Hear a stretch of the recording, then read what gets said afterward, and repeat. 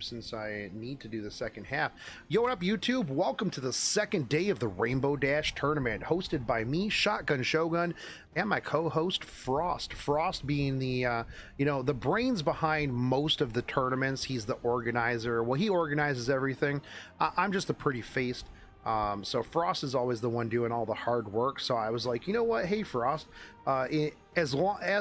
in addition to doing all of the hard work, how about you also be required to talk every once in a while and co-host as well? And he's like, what did I do to deserve this? So we are on day 2. We saw a lot of cool stuff yesterday. Obviously, if I asked Frost right now, I'd be like, hey, Frost, what was your favorite fight yesterday? And he would say, Re Zephyr. Yep, that's exactly what I thought.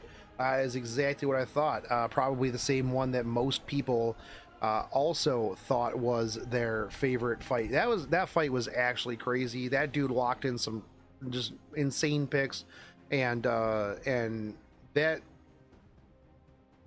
guy to Ether was nuts. But we're gonna start out. We got Ghostery and Speed Dude Man. We're in the second half. For those of you who may just see the second half first, this is the Rainbow Dash tournament. That means that you have to pick one of each element. Rimuru Hwayoung, Ran, APOC, Ravi, ML Koeric, AOL, and C. Lilius are all globally banned. Hopefully today we don't have to restart too many times because everyone's been through this. And let's get started whenever you boys are ready and whenever Frost is ready.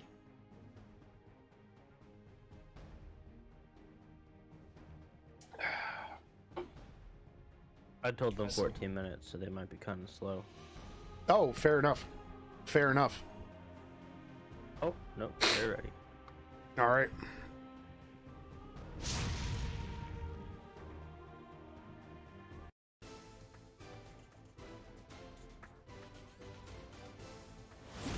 So we didn't see a lot of Mortelix yesterday. I was a little sad that we didn't see more Mort. That's because Warlion decided not to play this time around. Ah, right. The Mortelix, the casual Mortelix enjoyer, War of Lion. That is true. So Speed Dude Man going to pick up that Caesarea. Ghostery picks up the Payra here.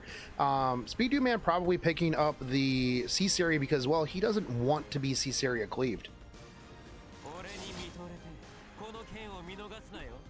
All right, so we do see the means no Mort, unfortunately. True, actually true. So we do see the Violet in response to the Payra. Actually not a bad pickup here. Now most of the time Payra is going to be built thick enough that a Violet's not going to one tap it. So usually, but does usually get a nice bit of damage, and Ghostery going to be picking up the Milim here to answer the Violet. Smilegate needs to add in a room ban system like that, like you ban the heroes before you play. That wouldn't be too bad, actually. Yeah, I mean, I think that they could definitely expand on a lot of their options for like custom rooms, custom tournaments, custom rules. That would be kind of cool for them to do in the future. So Ghostery picking up the Pavel here. So he is going to be going for like a potential speed opening, but Speed Dude Man was actually pretty fast yesterday, hovering over the Assassin Sid. Now he does still have Water, Light, and Dark left to go. Meaning he does have some options here. A lot of times, one thing I noticed yesterday, right, was that a lot of times people save their Light and Dark units for the last picks because they're a lot stronger. It's a lot easier to potentially counter your opponent. We do see Speed Dude Man locking in the G Perg here.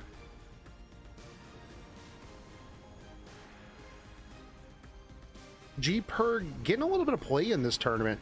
I think when you're able to take things out of the equation, a lot of the things like Stigma, Restrict, stuff like that kind of stopped G Perg in his tracks. I think that he definitely gets a little bit of extra value out of being able to be played in this format. I actually think G Perg has potential to be a good pocket pick in actual ladder as well. I just think that a lot of people forgot he exists. A lot of people have them on Wyvern builds, I imagine, these days. They don't want to re-gear and make him actually better for PvP. That's fair. That's fair. He fell out a little bit and then he went right back to Wyvern.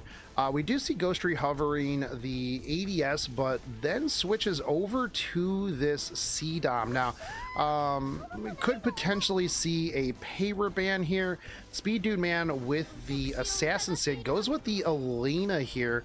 Now, the interesting thing is that Speed Dude Man really doesn't have a good Caesarea enabler. The Elena could potentially... No, because the Elena, you need a full attack, right? Ida is the non-attack enabler, right? Right.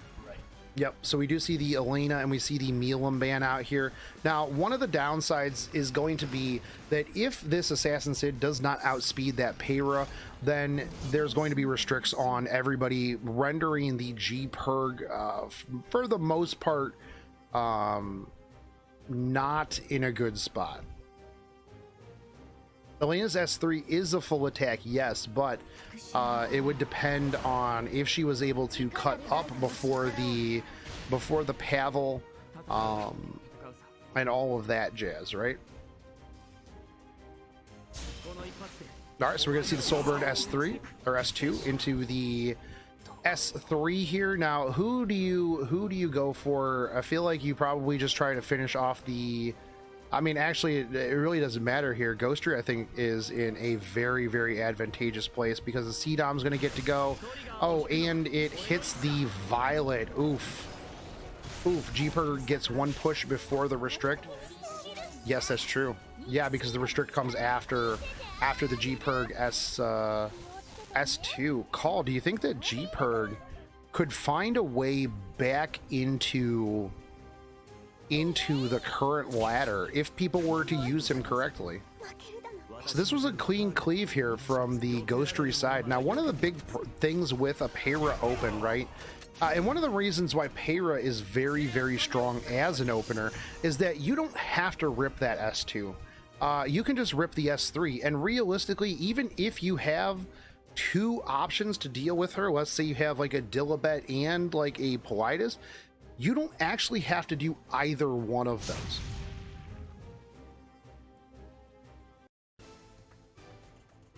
And then you waste 2 units to counter a unit who just S1'd.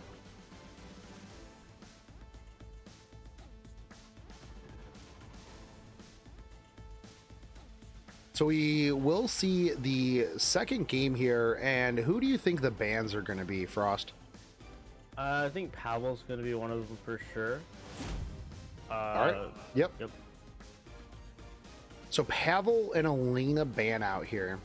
Do you think Speed Dude Man steals the... So Speed Dude Man will steal the Payra. A Payra who just S1s is kind of sad. That's true, but if you win the game, you win the game.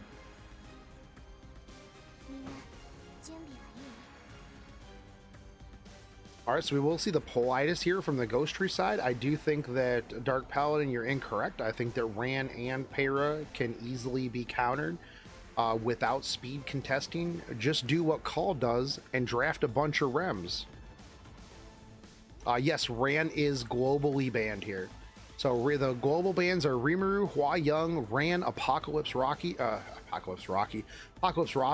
Koeric, AOL, and C. Lilius.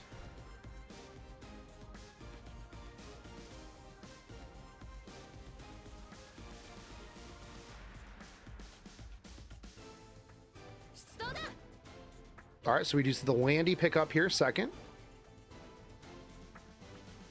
Why are they banned? Because that is what Magic Chi decided. Has anyone used Cerise? Yes. Actually, yeah, we did see a Cerise yesterday.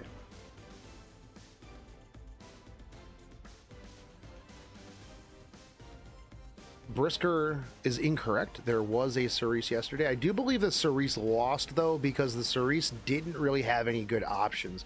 If the Cerise would have S3'd, I think that... I forget who the matchup was against, but the Cerise did not... it was a C. Armin I think it was against Koba. I think it was Quark versus Koba, where the Cerise was there, and Koba just had too much.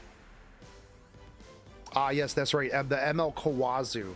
That's right. And if the Cerise would have S3'd, it would have just led to even more death. So here we see from Speed Dude Man the best RGB Mort coming out. Okay. This will be the second Mort of the tournament.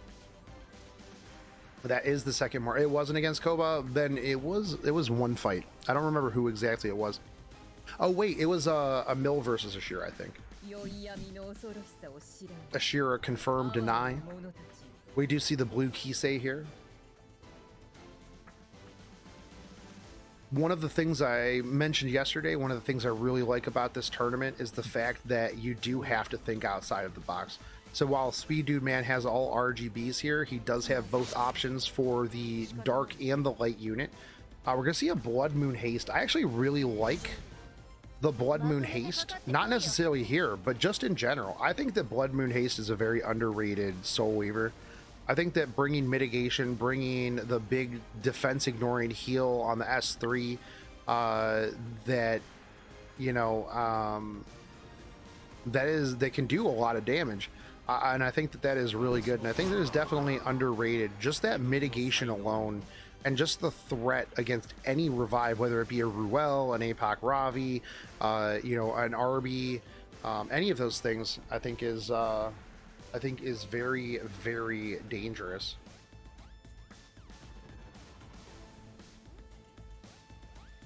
So we're going to see the bans come out here in a second. Who would you ban here, Frost? I'd get rid of the DJ Bassar and I'd get rid of the Mort. We're going to get rid of the Para and we're going to get rid of the Landy instead. Now, the thing is I feel like Ghostery is in a bad spot by leaving that Blood Moon Haste in play. Now, he is going to be able to push forward here, and but yeah, okay.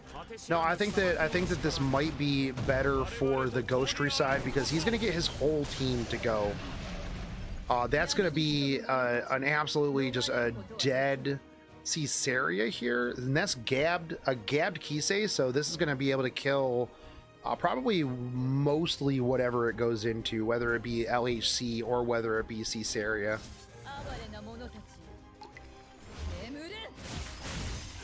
The opts to go into the Blood Moon Haste instead, and here's a gabbed Arby. Now, that Blood Moon Haste, that must not have been a crit because that Blood Moon Haste did not take a lot of damage there.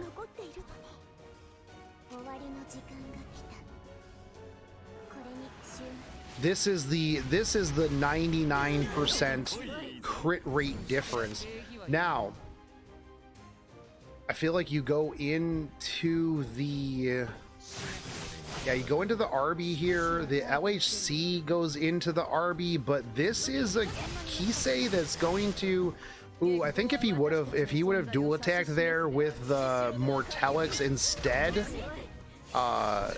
he would have been fine. Hold on. Is this a great Mortelix solo? I don't believe so, but let's see how much. We do see the heal here, but he does come back with the Gab Gamer.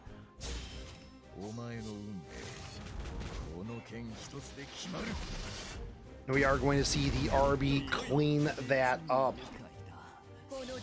I do think that I agree with you there. I think that the Landy wasn't necessarily a problem. The DJ Bassar, knowing that it was going to be faster, is going to be taking first turn, is going to push all of that up. And even if you were able to sustain, subsist through all of that, you were still going to be like, you were going to be really, really hurt at that point. So Ghostery is going to be moving on. Speed Dude Man is going to be bowing out. Big Smo versus D Nixie. D Nixie, you have to stop this man. Because after you, then we have to wait. We have to hope, believe that somebody in the second half will be able to make it Actually, we do still have Ghostery afterwards, so D Nixie has to stop Big Smo. Then if D Nixie can't, then Ghostery has to stop Big Smo. And then if Ghostery can't stop Big Smo, someone from the second half is going to have to stop this man. It's going to be Re Zephyr. Absolutely going to be Re Zephyr. I hope so. You know, I'm actually kind of looking forward to the Koba versus Re Zephyr. Now, I've fought Koba on the ladder, I believe, once. And we saw yesterday Koba, very, very strong player. Re Zephyr, though, does have some really crazy tech. So I want to see how a legend level ladder player comes at Re Zephyr. Yeah, I've at least fought you once. I always tell people at least once. I forget a lot of them, but yeah, and don't worry, it'll be a lot more Koba after I re-gear all of these units. This is going to take me all week because I keep getting distracted. Big Smo picking up, bro. Easy. That's true. Yeah, I'll just get you guys to do it for me, while I watch bad reality shows. So Big Smo picking up the Para, picking up the very, very early Spectre Tenebria here. D Nixie snagging the Politis and the Amelia here. So Big Smo picking up the Carrot. Now, I wonder if Big Smo was like, oh my god, dude, everybody's calling me Big Snore. If I draft like I normally do, everyone in chat is going to heck me. So maybe I'll go a little bit more aggressive here in the first match, you know, so I get at least a little bit less hex. Maybe that's the thinking here from Big Smo, because right now he only has one mitigation, and honestly, as good as Escort is, I don't really like relying on Escort and Para as mitigation, because the thing is if you have any sort of strip or anything along the lines of, you know, they can reach and get rid of that shield, your mitigation is going to die very, very fast. I think that early city pick really trapped Smo here, because D Nixie pretty much had priority for the last two picks, and I'm not sure that Big Smo is going to be able to remedy that anytime soon. And it True, but we do see the A Tywin, and we see a Rowana here. D Nixie with the Politis, the Amelia into the Solitaria, the Landy, and the Arby here. This is a very, very aggressive draft. I feel like what do you get rid of here? Everything on D Nixie's side is pretty rough. So we do see the Carrot and the Politis. So this is going to allow for Big Smo to at least Para S2 into an S3. Amelia is going to have to do like a little bit of work here, but with the Spectre Tenebria, you have Landy and you have Arby here, and this is a pretty fast team.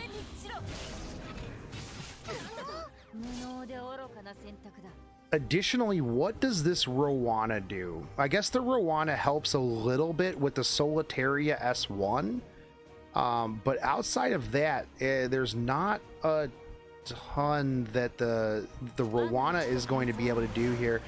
There's not like a regular recurring counterattack. So outside of the Solitaria, that's about it. You're going to see the S3. You only have two options here.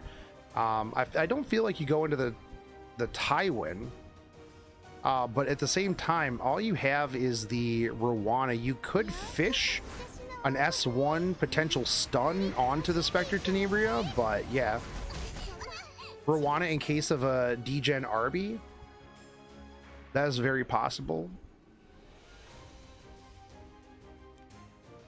Now we will see the Amelia here. Do you just cleanse, or do you just give your Arby attack buff? I feel like because you have the yeah, so the S3, because you have the Landy and you have the Arby going next, there's no real reason to give them an attack buff. You're gonna have a full S3 Landy here into an Arby. That's definitely a dead Spectre Tenebria. Yeah, with a Gab. Yeah, that Spectenny is gone, and Smo is going to just crash.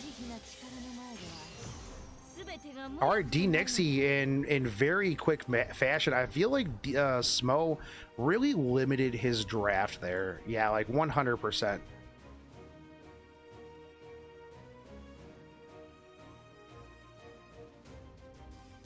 I like how Smo has turned into like the villain of the tournament.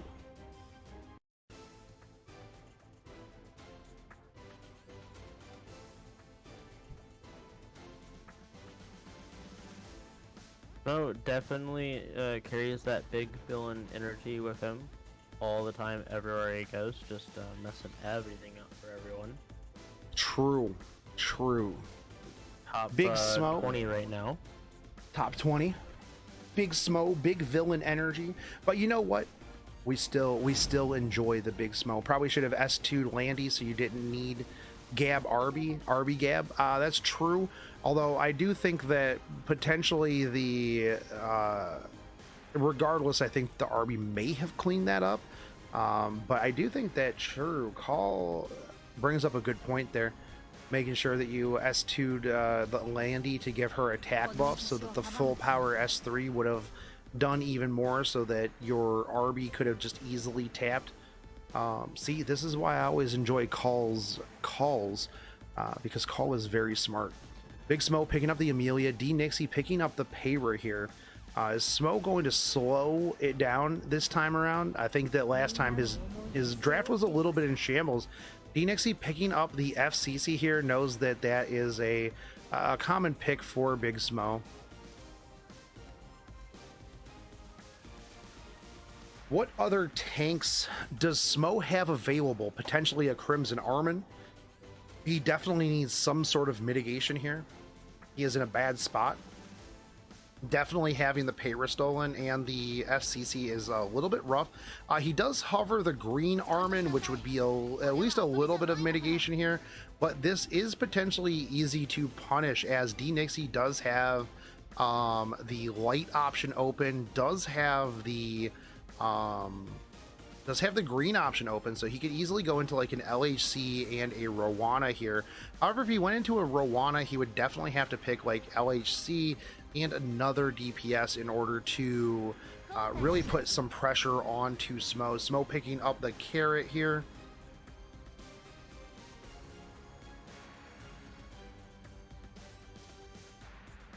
We'll see what D Nixie picks up to answer this.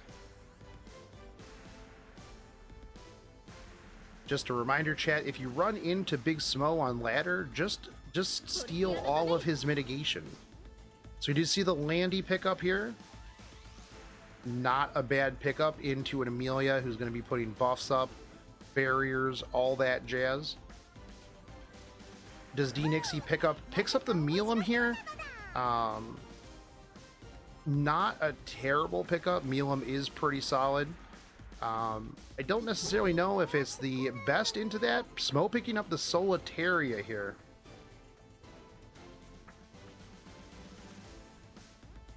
Now, if you're picking up the Solitaria, I feel like you're projecting that Milam is going to be your ban.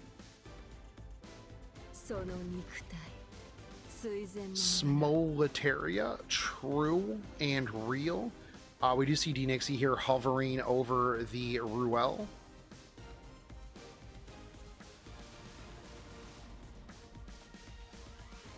You see the Big Smo picking up the last pick ADS here, and D Nixie going with that Camilla again. We saw this yesterday, and it was actually geared out, and it was actually pretty good. It did quite a lot of work here for the D Nixie side. I really enjoy it. You do have the Payra to give the fast Camilla the attack buff right out the gate. Yes, also speed imprint. So let's see what the bans are here.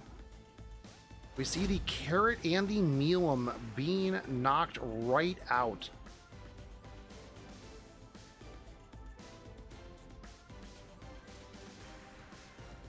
So we do see, so we'll see how this goes. I do think that at the moment, potentially the 2 protect Landy on the D Nixie side, plus like the support Camilla there, who you can see already is quite fast.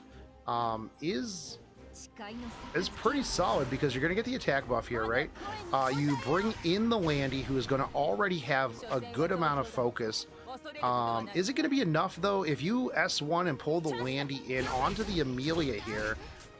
Yeah, that is going to be enough focus for a full S3. That's going to be a lot of damage, and that is going to also push everybody else forward. But the Solitaria is going to cut here, and is going to be able to go into stealth. However, who do you target here? You only have 2 targets. Do you attempt to break? Oh, gets a big stun on that Landy with the fish on the Abyssal Crown. Wow. And I feel like you can easily just run back around. We're going to see the S3 come out here. I almost feel like the S3 from the Amelia would have been better here just to stabilize the team, because this is going to be a bit of damage coming in. The Amelia is going to be able to make it through. Here goes the S3. Ooh, popping off with the counters here into the S2. Doesn't even need to restrict. And doesn't even need to seal. I feel like you go... Okay, yeah, it hits the FCC. Doesn't seal, but does get the S2 pop off here. Working his way through that shield. Not working yet. We're going to see probably the S3 come out just for the extra barrier here. And that will probably be extended by the Amelia S3 as well.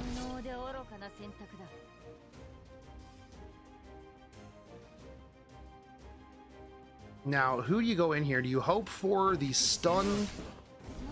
Does go in on the Amelia. I was thinking maybe you go in on the Solitaria, hoping for a stun here. We're going to see the S3 come out, most likely into the... Oh, I was thinking maybe the Camilla, but does push back and stuns the FCC here.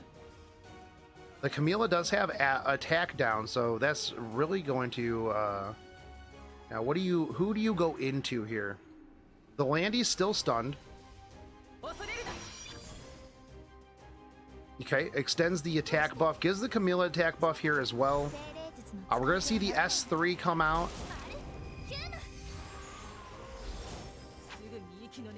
And the Camilla is going to come back around, and this is going to bring the Landy in. The Landy is pretty far back, but I feel like at this point, this is going to punish the Amelia if you go in on the Amelia here. Guardian Crystals, but the Amelia is not going to drop here. Soulburn stun in on the ADS is going to stop her turn. All right, so we're going to see that. Do we get another stun on the Landy? No, but we do see the attack down, but this is still going... I'm pretty sure that this wipes the Amelia off of the board right here.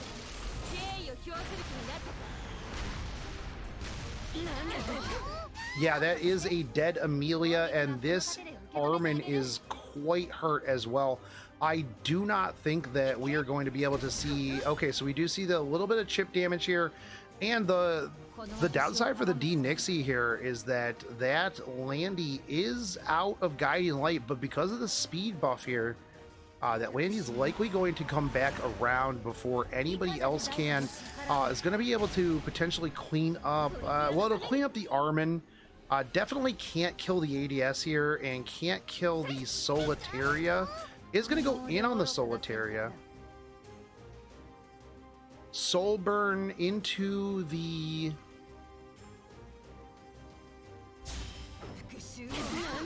Oh, a 15% resist right there.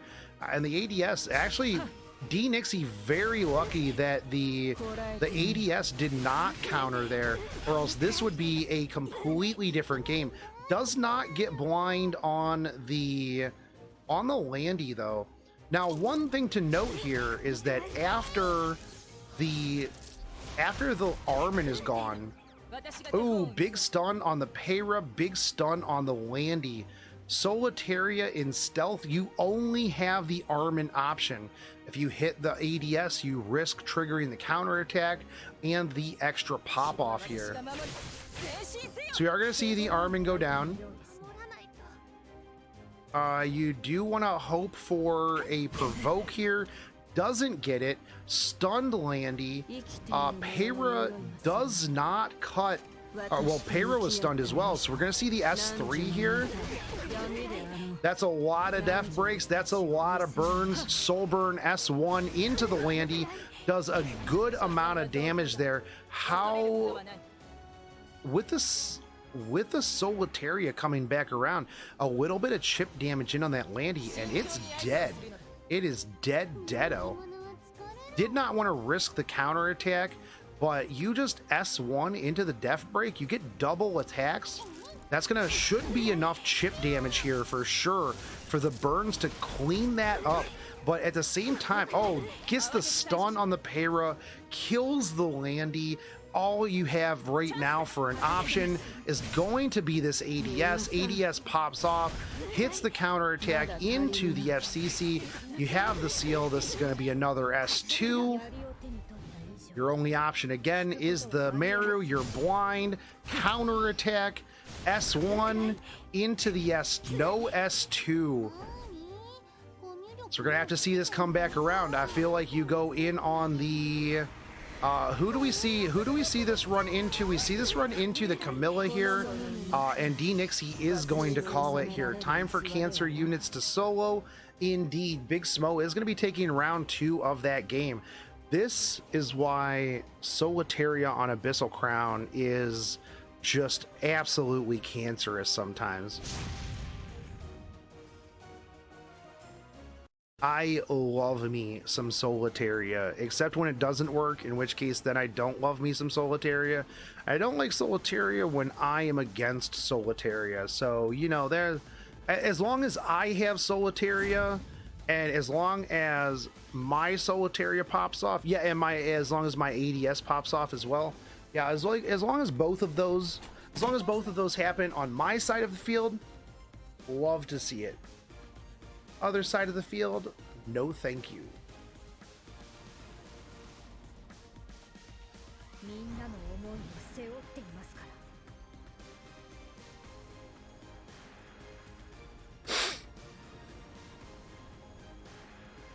So we do see Big Smo getting the FCC here. He definitely enjoys this FCC. His FCC is very well geared. D Nixie getting the Amelia this time around. Amelia is a very highly contested pick because Amelia just does a lot of stuff. Very good enabler with Guardian Crystal, provides an okay amount of heal.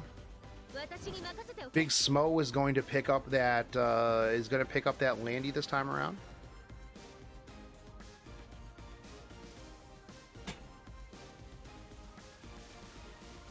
Do we see D Nixie pick up the ADS?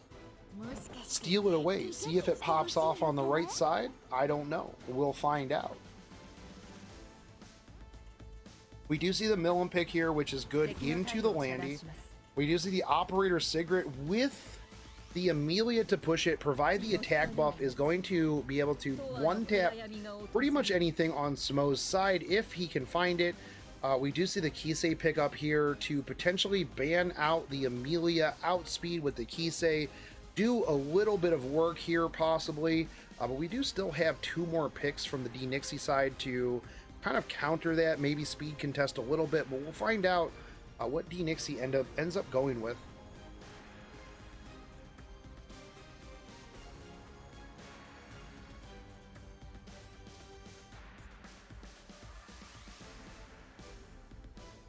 But also, she is fine because I have her, and that makes it fine. Absolutely true.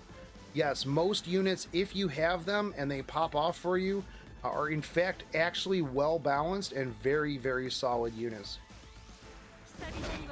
Alright, we see Big Smo pick up the Lilius here.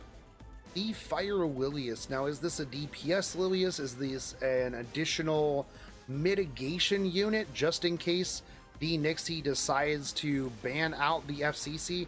Now, I don't think that the FCC is the ban here, because if you're going to pick an Operator Sigrid, that more or less signifies I'm probably not going to ban your FCC because, well, I want you to have shields. That is true and real. D Nixie only has grass left to pick here. Hovering the Zahak.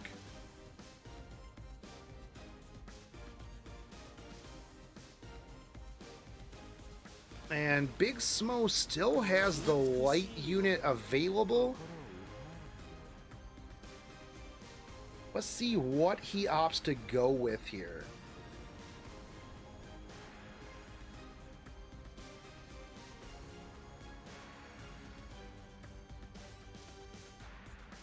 Does he lock the Solitaria? He does. D Nixie did get a little rolled by the Solitaria. That was a fast ban there. Let's see what it was.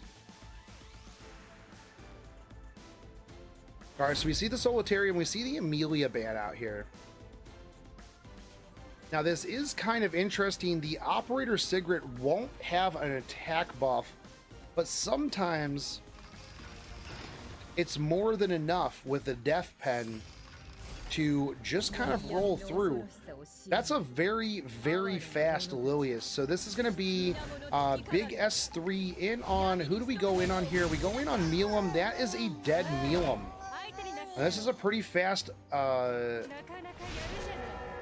is going to push back. You will see the counter here, but that is an unstealthed Operator Sigrid. And this is not looking very good here for the D Nixie side, because that Op Sig is so far back that it is going to be cleaned up easily before it even gets a turn. Not only that, but you have a stealth Landy and you also have a stealth Kisei here. So even if D Nixie were to S3 the Operator Sigrid here, you're also going to have an S3 from the FCC to protect. We do see the Milam come back. Okay, there's the Provoke. This is going to be the Landy push forward. Didn't even need to S3 here. The Kisei is going to just pick up the, clean up the kill here on that Operator Sigrid, most likely.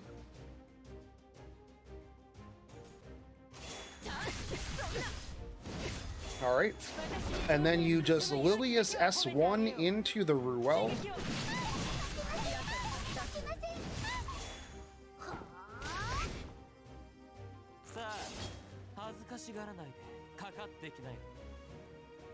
And at the moment, D Nixie kind of having to rely here on this Violet.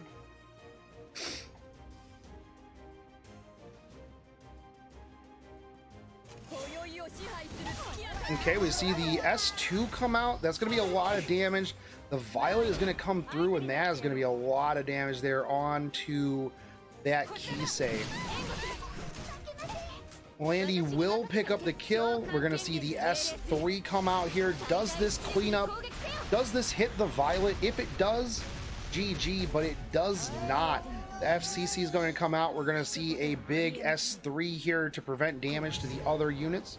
That'll be a no dead Kisei, although the Kisei is not very good. Ooh, and no counter on the Violet. Doesn't even expose the, does not even expose the FCC here. A little bit of damage, but that's going to get rid of the skill nullifier, and the Violet is going to likely be able to, although I believe that the Lilius does have her Provoke here, so we're going to see the Provoke. 2-turn Provoke.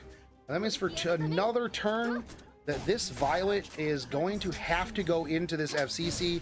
Landy landing, and Big Smo picking up the win here. Big Smo picking up the win against D Nixie. Very well played on the Smo part here. And RNG Fiesta on that second round. So Big Smo is going to be moving on, but D Nixie did put up a very good showing. Absolutely. I think on that last match, because you have the Milim, I think Kisei was actually the ban there. Yeah. Yeah, because the Kisei comes out, you kill the Milim, right? And then at that point, you are already one down. You are already one down, and you are starting from a back foot, right? You are having to bring back either the Milim, you have to bring back the operator cigarette, and you are really in a bad spot. Also, potentially didn't expect the speed of that Lilius, right, to push back the operator cigarette as well. But still very well played from both players' sides. So we do have Koba versus Re Zephyr. Now, Re Zephyr yesterday pulling out some absolutely hog crazy teams here. So we're going to see if Re Zephyr is able to go up against Koba here.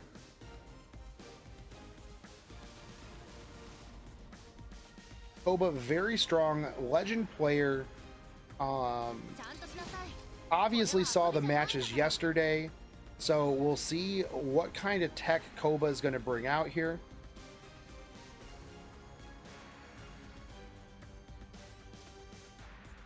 Does pick up that made first pick. Staying true to the rep hero. You see you have that Koba has the heart around it. I completely understand. Going into the green Armin here, picking up the Brisker.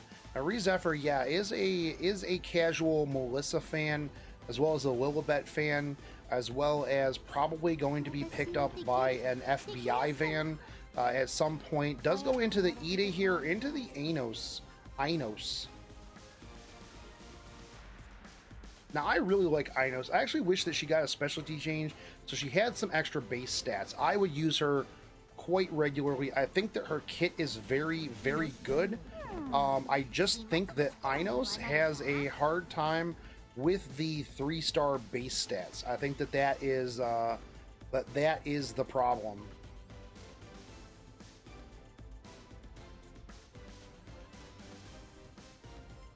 So we do see the blue Kisei, and we do see the Milim here. Yes, that is true. These are two waifu players. This is a waifu draft. And Re Zephyr is going to break the waifu lineup here with the Blaze Dingo. So we're going to see the blue Kisei, and we're going to see the Ida ban out.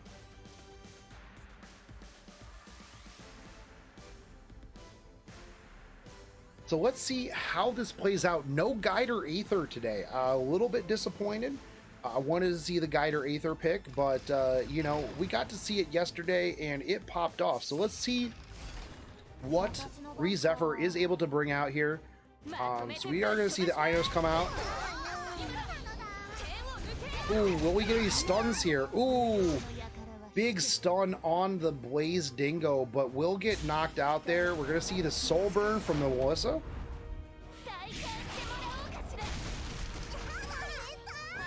All right, now that's the curse. I don't know that this is going to be enough on the S2 to pick up the kill, but we will find out here. Ooh, picks up the kill on the maid. Now Blaze Dingo is going to get a turn here. That was a lot of damage from that Melissa. And also debuff immunity into the immortality here.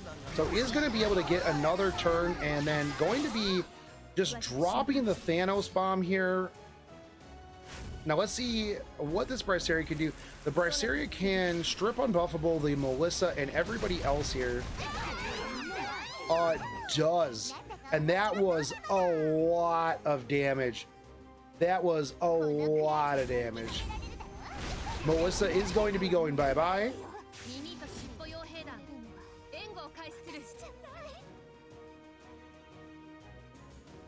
I do believe we see the S3 come out here. A nice little shield here. We're going to see the S1 come in.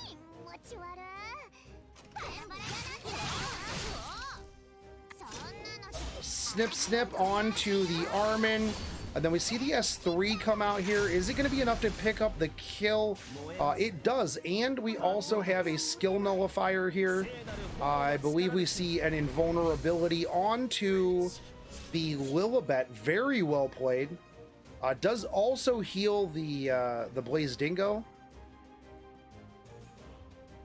Although at this point, you are going to, even with the extra hit, you do have evasion on that. You do have evasion on the Mealum here.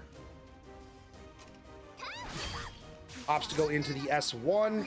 Does actually lap back around, and we're going to see the S3 come in. It is not going to, or no, that was the snip snip. Okay.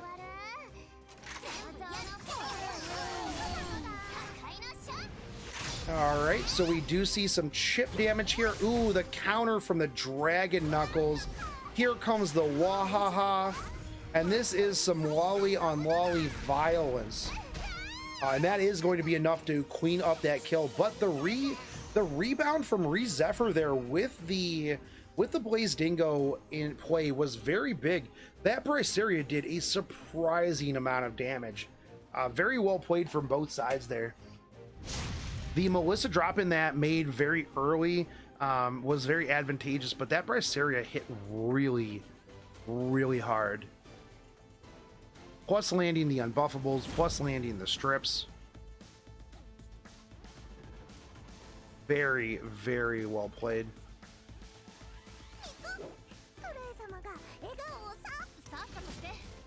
All right, so we're gonna see Re Zephyr pick up the Armin.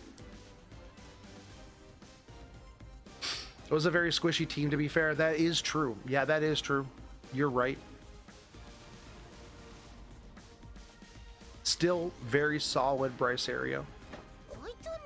We're going to see a Kizuna Eye. Now, every Kizuna Eye that I have ever fought in my entire life has been absolutely cracked out of its mind. There has never been a Kizuna Eye that has been drafted against me that has not been absolutely pog crazy. So I'm looking forward to this one. Koba, though, picking up the DN here and picking up the Mealum as well. All right, we see Re Zephyr going with the Celine into the Spec Tenny, wanting to potentially take it to a game 3. The Spec Tenny at this point actually a very solid pick, as the Koba side doesn't have any AoE on the board right now.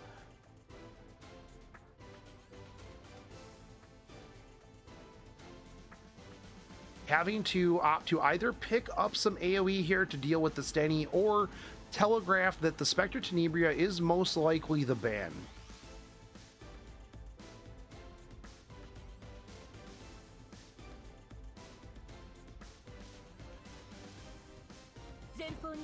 Ooh, picks up the Senya here.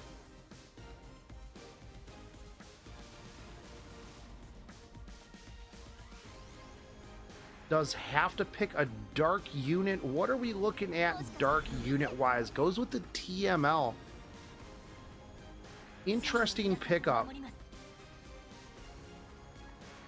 And we see the Cerise pick for the last. Now, most likely going to be a Spectre Tenebria ban here. We see a Senya and a Cerise ban. Interesting. Traps, the rules are in the tournament bracket at the top. Yeah, one of each color. Hua Young, Rimuru, Ran, APOC, ML Koeric, AOLC, Lilius are all banned. Alright, so our TML is going to come out here. Now, you don't have enough here to soul burn, so we're going to see the S3 come through. This is going to be targeting onto the Kizuna Eye, but this Kizuna Eye is going to be real thick.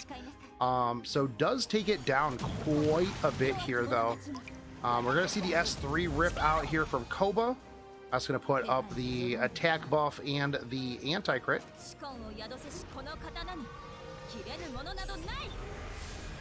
Oh, you're fine, Trapped. Yeah. Okay, so everybody is in immortality here. We are just going to see the S3 rip into this Kizuna Eye. Finish off the extra damage here. This is going to put up the evasion. All right, a little bit of heal, a little bit of shield here on the Kizuna. Attack buff on everybody. So the Spectre Tenebria is going to come through. Is going to hit the... Is that a violin? That is a violin Spectre Tenebria. Or potentially a fairy tale Spectre Tenebria. Because that Milim no longer has the evasion. That's actually pretty crazy. All right, so we're going to see the counter here. And that is a stun on the Milim as well. We're going to see the soul burn here into the Kizuna Eye. So we are going to see a counter attack, though. Does it get a stun? Oh, I was waiting for the stun onto the TML. The TML is going to be dead. But I believe you just go into the Milim here. Does get the S1, no crit on the first one, does get the crit on the second one, is going to clean up the kill right there. Now with the maid though, you do have that will be coming back. But the strip on the strip there for the unfortunate counter attack, as I would most likely wager that DN has base counter attack, unless this is some sort of new tech with the counter or critical hit DN. I was saying counter, my apologies, chat. So we do see the Milim come back here. We do see the DN doing her thing, but who do you go into? So we're gonna see the S1, and that is a gone DN. We're gonna see the stun here onto the TML, which is going to delay things quite a bit, and I'm pretty sure that this Milim is just going right back into the void. Does take another turn here, and we're going to see the S3 come back out because it is cooled down. This is going to bring the Kizuna Eye back. S1 there. We will see a little bit of the heal.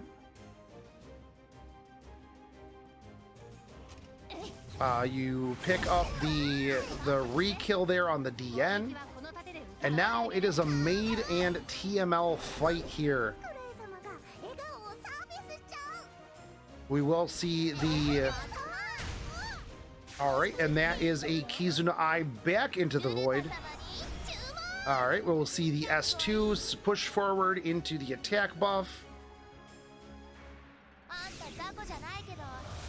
All right, we're going to be rolling that S3 into the Armin. Most likely not going to be able to do it. Okay, does take the Armin to half health, though. The Stenny is soul burned, is also very up there, and that is a dead TML. We will see the S3 come through. Very, very well played here from Re Zephyr's side. The violin Spec Tenny stripping the evasion early on that Milim was actually huge. Absolutely huge. All right, we see the soul burn here. And we see the... Okay, so we see a little bit of heal here. Into the top right. Okay. All right, Rez taking it into the third round. And that was very well played, actually, from both sides. Unfortunate strip, but violin Spectre Tenebria.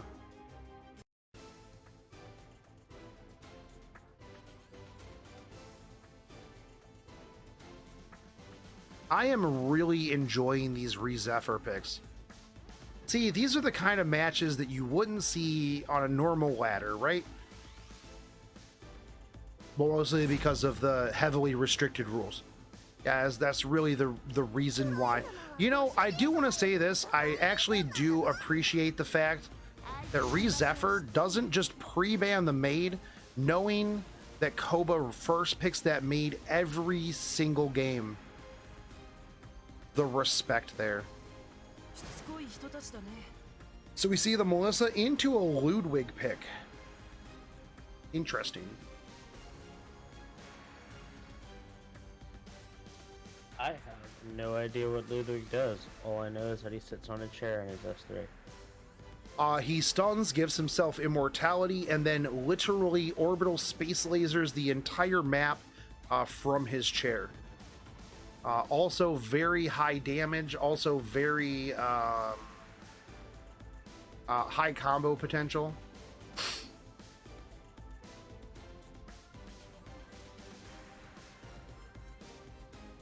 So knowing that Re Zephyr has a lot of really interesting picks here, it'll be interesting to see if Koba switches this up at all to kind of combat this. Okay, so we do see a double mitigation here with a maid. So this is likely going to be 3 protect or 2 protect, 2 DPS.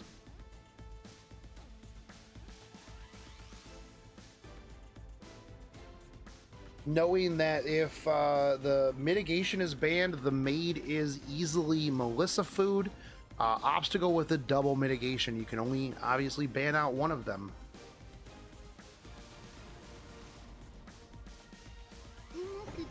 All right, so we see the Ida third pick.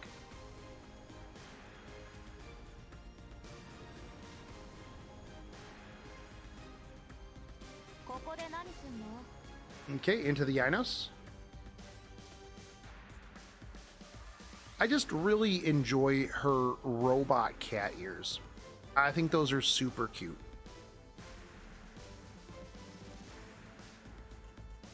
Koba hovering the Rem, looking at the F10 here.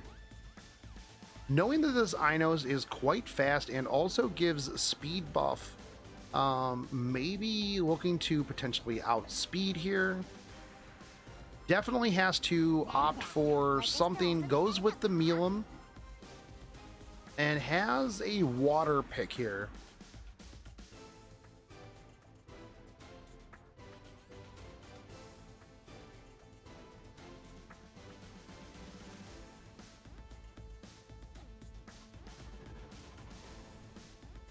Looking at the Rem, hovering the Kisei, deciding back and forth, goes with the Kisei. So either you ban the Kisei and it's 3 protect Melum, or you ban the Melum and it's 3 protect Kisei. I think in this situation, it is a tough pick which DPS you ban here.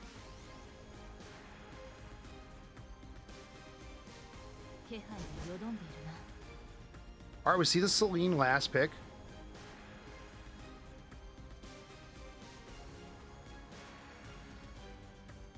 This is a bit of a tough one. You got a lot of mitigation and the maid here. So whoever you ban on the Koba side, the other one is going to be very, very well protected. Okay, so we see the Celine and we see the Kisei ban out here. However, this Ida is gonna be a lot of combo.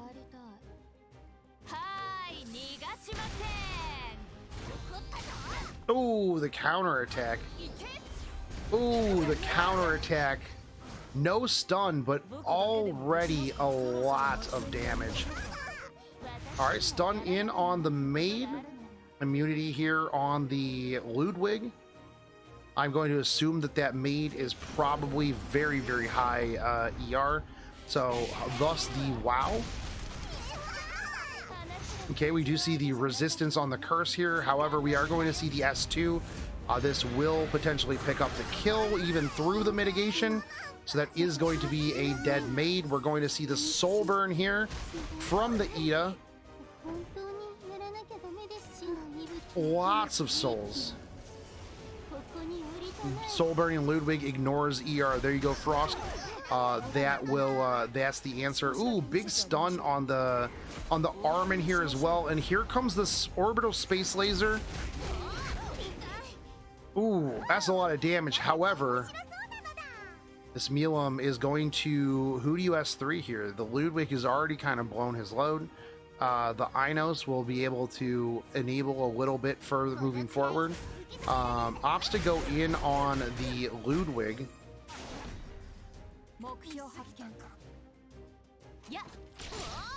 See a little bit of damage here. The push forward. All right, we see the S2 kill pick up here. That's going to extend the immortality as well as the debuff immunity. All right, soul burn. We're going to see the S2. Is it enough to pick up the kill here? Ooh, it's not. And there is a big counterattack. Picks up the kill on the Inos. And now this is an immortal Melissa.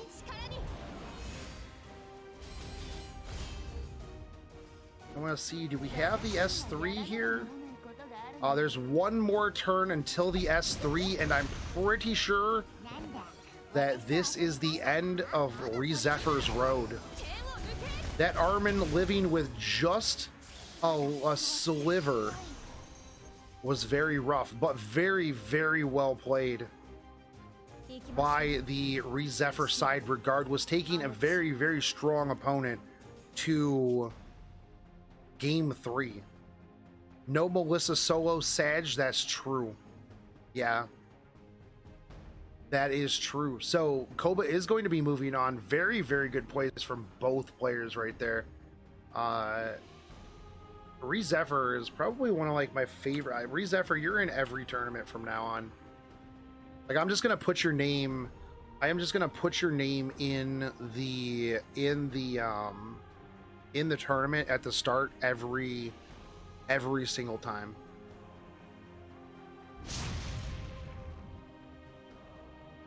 Yeah, the Armin very strong. I mean, do not diminish Koba at all right there. Very strong player. The Milim hit like a truck as well, but Milims are supposed to hit like trucks. So, you know, it is what it is. An important question: how many Mortelics so far? We've seen what, 3 Mortelics? Frost. We have seen two Mortelics. We'll go with 2 Mortelics. At least 2 Mortelics.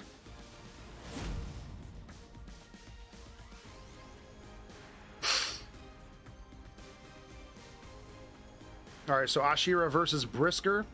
Brisker, the monster cat enjoyer. Brisker, very frequent chatter in my chat. Brisker usually watches me sleep while listening to Monster Cat all night. Brisker also wanted to let me know, he DM'd me earlier, and he said, you know what, hey, I just want you to let everyone know, heck Big Smo.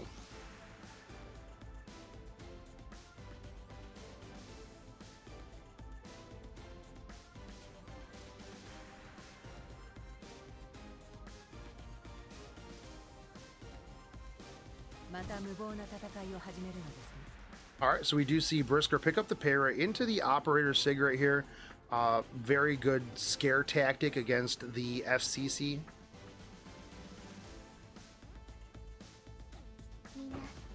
We see Ashira pick up the Politis here.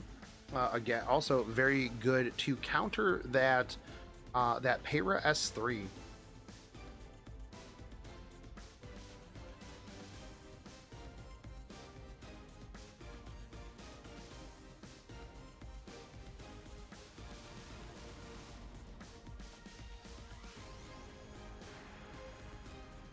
Taking their time, thinking about it. Do we see the General Purgus come out? We have pretty much the rest of the rainbow left to go. Take care, Re Zephyr. Have a good day at work. Again, very fun to watch you play. Opts to go with the Falconeer Quarry, one of my favorite units. So we see Brisker immediately drop in the Fire Hand guy.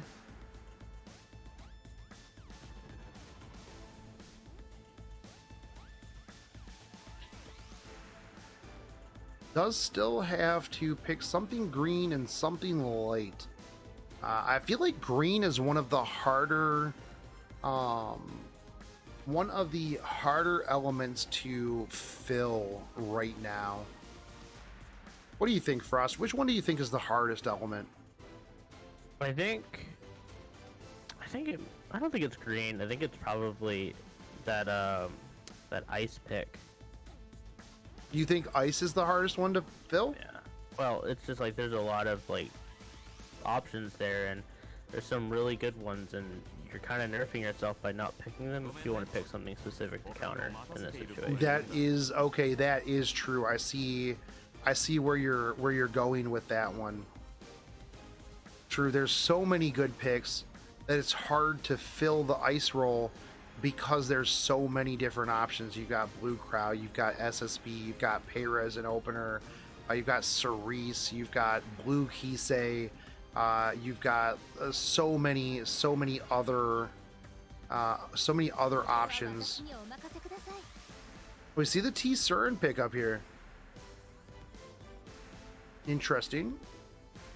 And we have to have a blue pick here from the Ashira side. And hovering this Chloe, but I don't think that Ashira picks blue Chloe. Hovering the blue Kisei. Okay, going with the blue Kisei. Blue Kisei is potentially a good answer here for the fire hand guy, but we see the Kisei on the other side. We do see the other side over here. Okay, so both Kiseis are going to be removed. This is a no Kisei zone. This match, both of them gone. When do you think we're going to get a third Kisei besides Cigarette? Definitely after Vivian. Alright. Alright, you heard it here first, boys. We don't get a Kisei after Vivian, immediately after Vivian, then Frost is heckin' sussy. Alright, so we're gonna see the Soulburn. Ooh, and there is the Elbrus Falconeer Quarry. I wonder if this is a Unity counter Elbrus Falconeer Quarry. So we see the S3 go in on to the Op Sig. That is going to help delay things for sure, and we'll be able to pick up the kill on the Operator Sig right here. We're gonna see the Soulburn in onto the FCC with all of the unbuffable here though. Is there really that much of a point to reset the FCC S3? I guess to prevent the fire hand guy from breaking out, right? So we do see the S3 come through here. This is going to definitely kills the Operator Cigarette. Unbuffable Silence onto the hand guy. One thing that I found interesting is that when I was fighting Cull, he pulled out a T-Surin. And if you don't have a good option like a Hua Young or a lot of AoE, T-Surin is still a bit of a menace. Because unless you have like a single target and an AoE to follow up or something to expose that T-Surin, she is pretty rough. Yeah, should have used hand guy on fire hand guy on T-Surin to prevent the S3. Yeah, using it onto the FCC was a little bit I don't think it was the right play right there. Just because you already had unbuffable on everybody, right? And Brisker getting heavily punished. Yep, and there is the cleanse. This is just going to heal that T-Surin back up. And that's going to be Ashira's game 1. Yeah, I think burning that the FCC really didn't have too much of an option there, right? Koba uses their T-Surin a lot. Yeah, she is really good. Yeah, I think the thing, right, Koba, I think like one of the big things is a lot of people forget that units exist. If you don't see them regularly on a regular basis, people forget that units exist and they just go, oh, well, this unit fell out of whatever and is just not good. Brisker did say he misclicked right there. Unfortunate. Brisker is going to pick up the Payra first. We do see the Pavel and the Falconeer Quarry banouts here.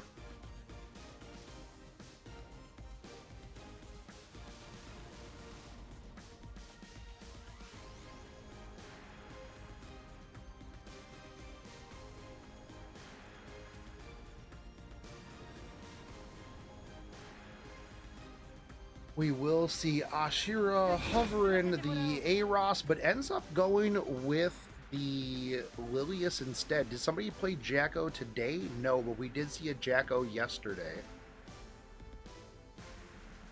However, Jacko without an opener is not good. This is the second Lilius we've seen today. Did we see a Lilius yesterday? Yes, we did. Alright. Blue Kisei.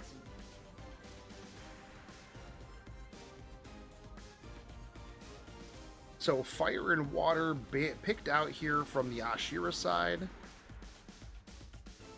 What does Brisker go with here? The Assassin Sid to prevent to speed contest the Kisei.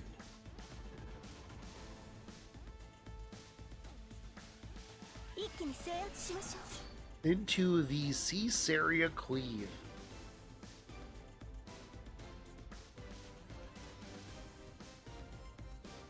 Alright, how does Ashira counter this? The ML Kawazu, ML Fire Ricardo,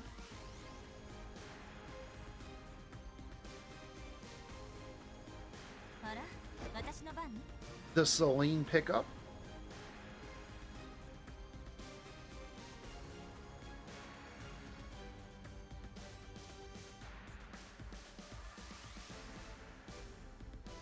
what does Brisker?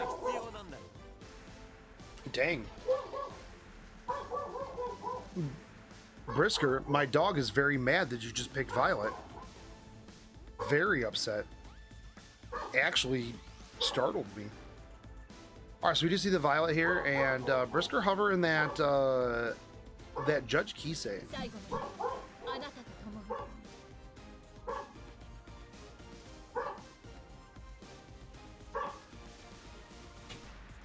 Odin, very much a not Violet enjoyer.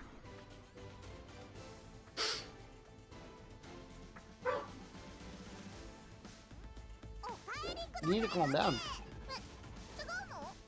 Ashira, last picking up the maid here.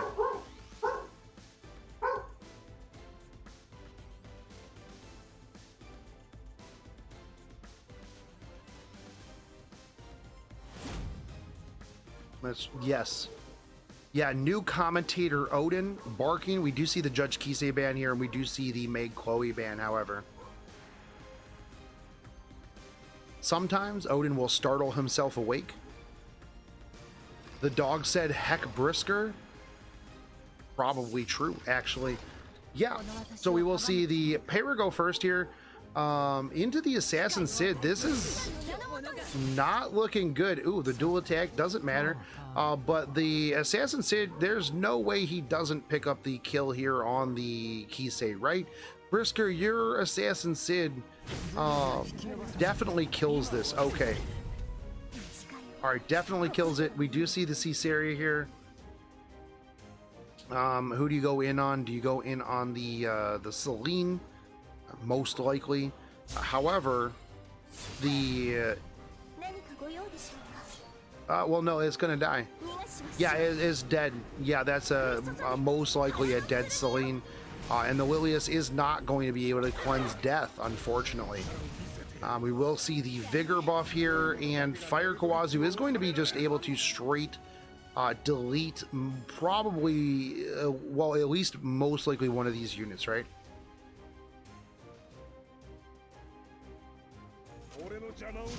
That was a lot of maybes and mights.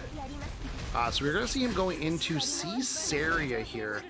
However, you do still have 2 evasion units, right? But Lilius with I don't know if the S3 was necessarily the right move, right? Because you're just going to keep pulling in. Wow, hits the Assassin Sid and instantly deletes it.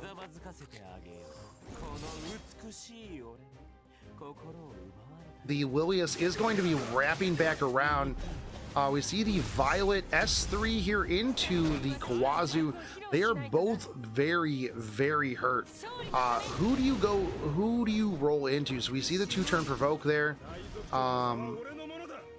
The Payra is about to die.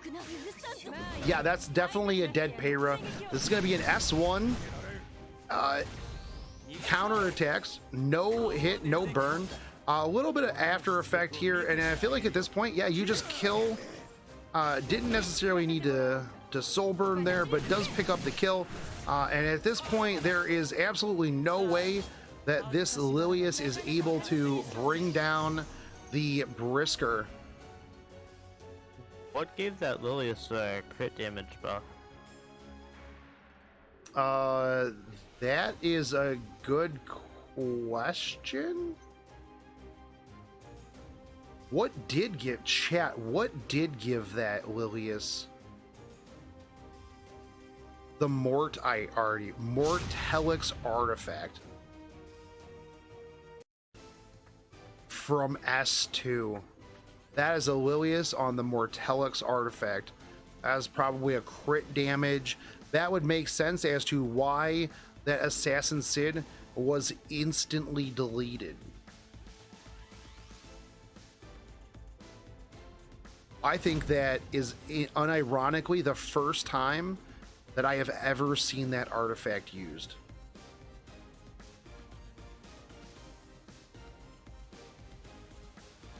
Wow. All right, so Ashira picking first Blue Crowd. This is the first Blue Crowd we've seen today, actually. Blue Crowd, very big steeple unit yesterday. I saw some people use it on DPS Armin. Interesting. So you S3, get the critical hit damage, and then you just counter a whole bunch. All right, cool, cool. I tried the same setup when it first came out. It doesn't work. Well, it worked. Oh, yeah, that's true. Well, yeah.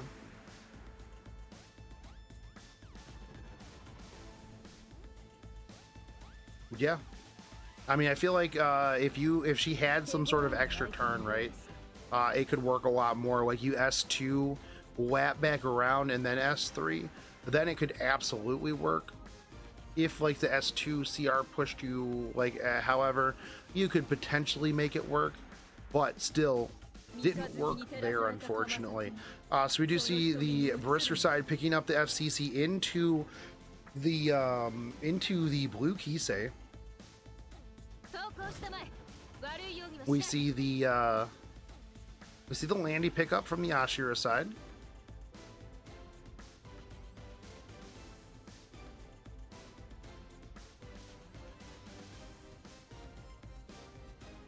I do remember who was it that ran the Asian, I think it was the Asian elf out dude in like season 2 that ran a just stupid high crit damage Lilius with like the rest of his team, and would just cleave people. Did Mevlin ever run a crit damage Lilius with his ML Ken?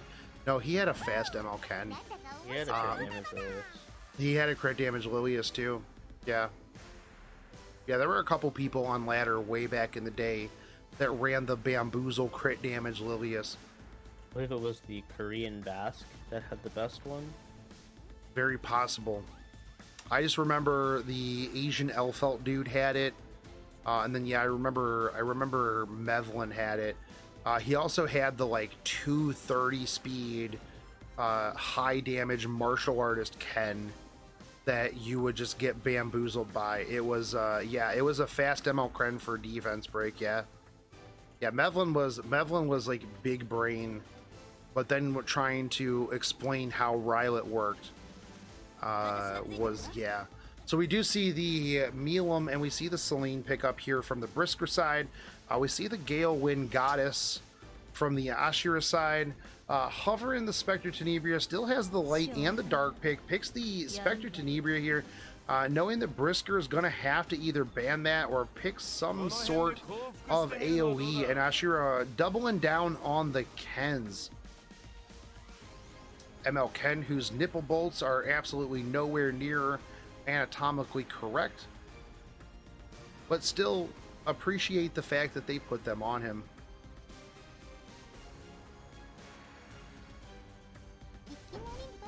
We're going to see Solitaria last pick up here from Brisker, taking a page out of the Fua Big Smo book.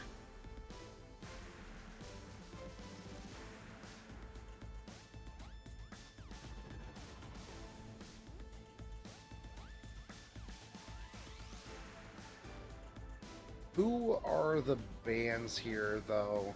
So we see the Solitarian, we see the ML Ken band, ML Crow band, yeah, ML Ken. I was thinking about Mevlin's ML Ken.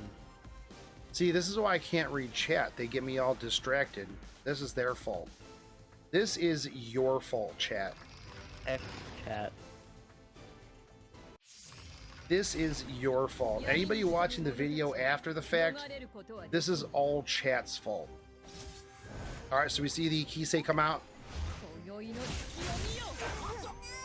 Boom, that is almost a dead Charlotte. However, if this is lifesteal, it will at least get back some of this HP. It's not a lifesteal Charlotte. That is a little on the sad side. That is a dead Landy. And this is a dead Charlotte.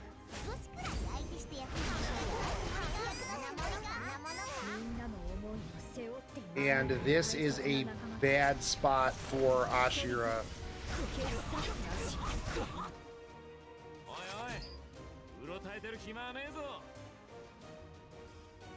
You have multiple units here with behind skill nullifier.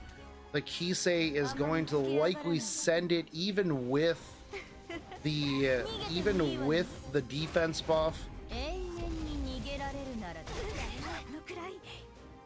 Not able to fully pick up the kill there on the Celine either.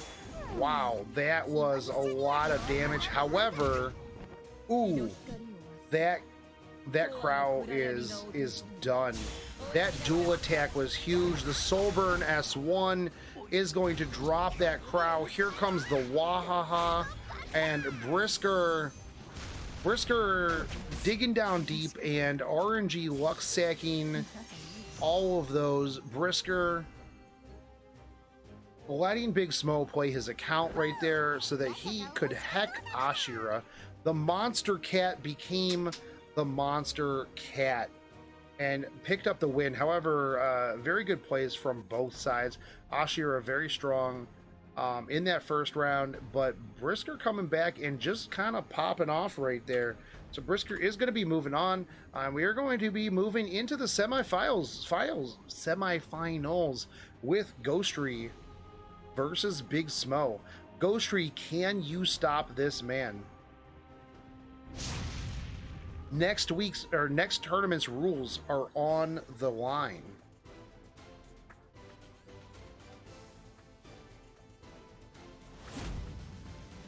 All right, so we see the Belian and we see the Caesarea band house here.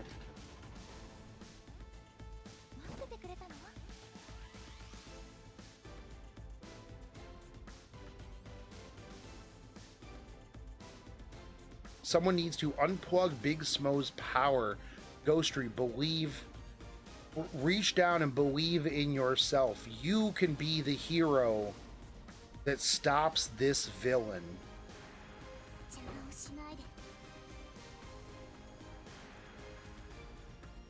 All right, so we see the Politis pick up here.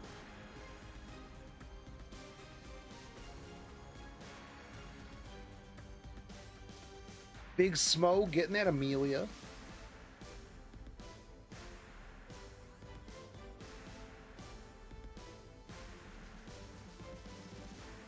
Ghostery taking his time to think about it, picks up the Landy. I feel like Ghostery is going to have to pick up some mitigation here because we all know that Big Smo likes to go slow. So, gonna see some Alencia.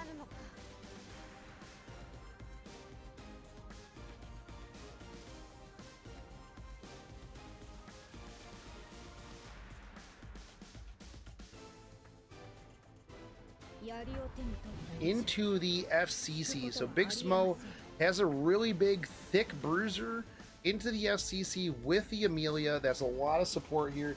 Smo's drafted in a very, very good place here. He can flex into 2 more DPS if he wants to. He can flex into another mitigation. It has room for AoEs, additional AoEs if he needs to, if there's a Spectre Tenebria pickup here. But Ghostery right now, a little bit on the back foot, does have that Landy, but needs to pick up some stuff to protect that Landy. So if the Politis is banned out and the Landy gets through, definitely needs to have some sort of way of keeping it alive. We are going to see this Operator Sigret come out, though. Good pick with the FCC. As long as it gets a turn. Alright, we see the Ida.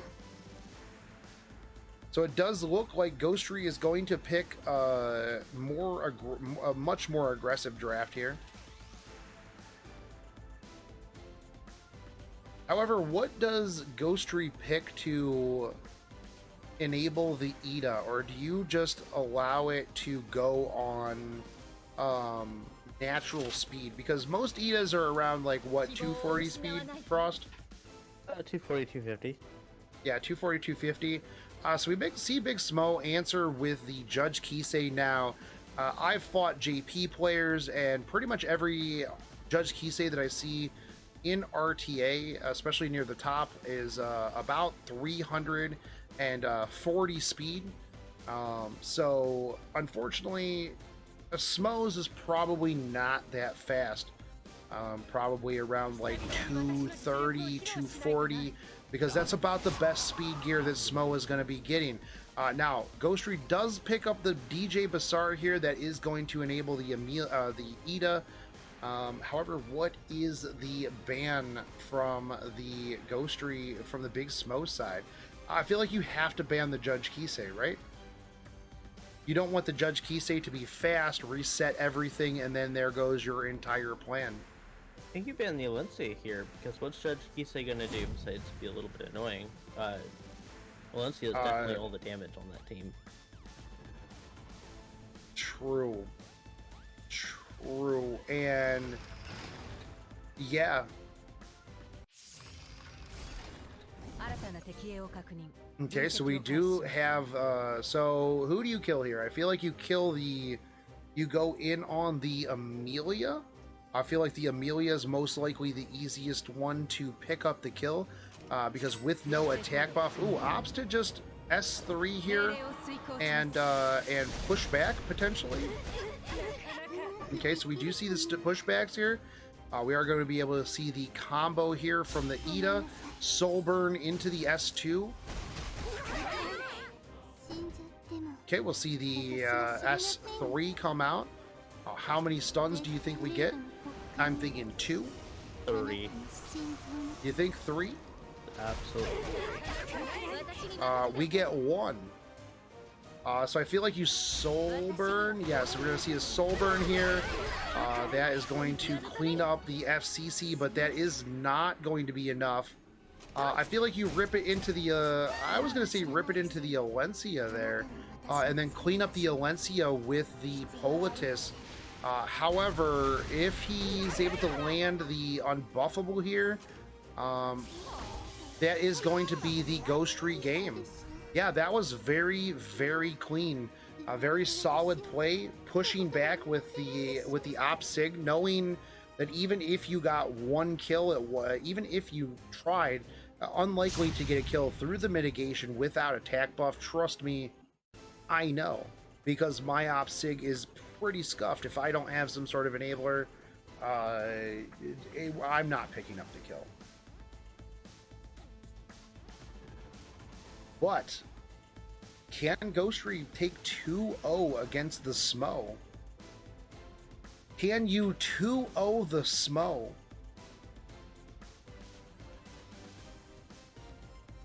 If Ghostery wins the... I did actually get a DM earlier from Ghostery, as a matter of fact, who said that if he takes Smo out and wins the tournament, the rules for next week is that everybody who enters the tournament has to fight Big Smo.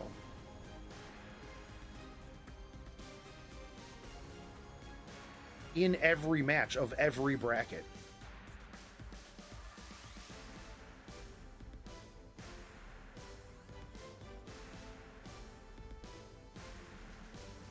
So hopefully Ghostery is able to pull this off.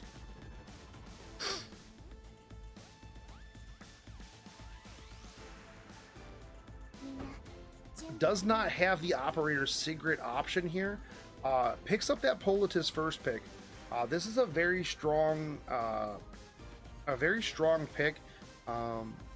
Wants to make sure that he gets it. Smo didn't pick up the Amelia here.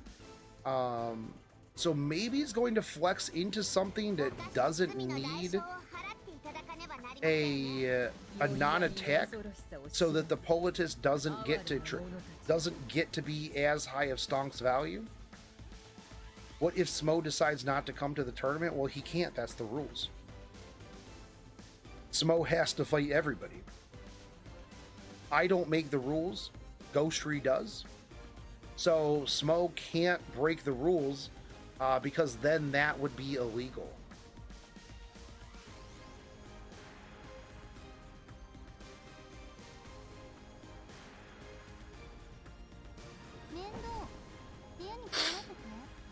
You know, seeing this much Kisei and Jay Kisei, Jay Kisei definitely got a little bit of reduction there, you know, in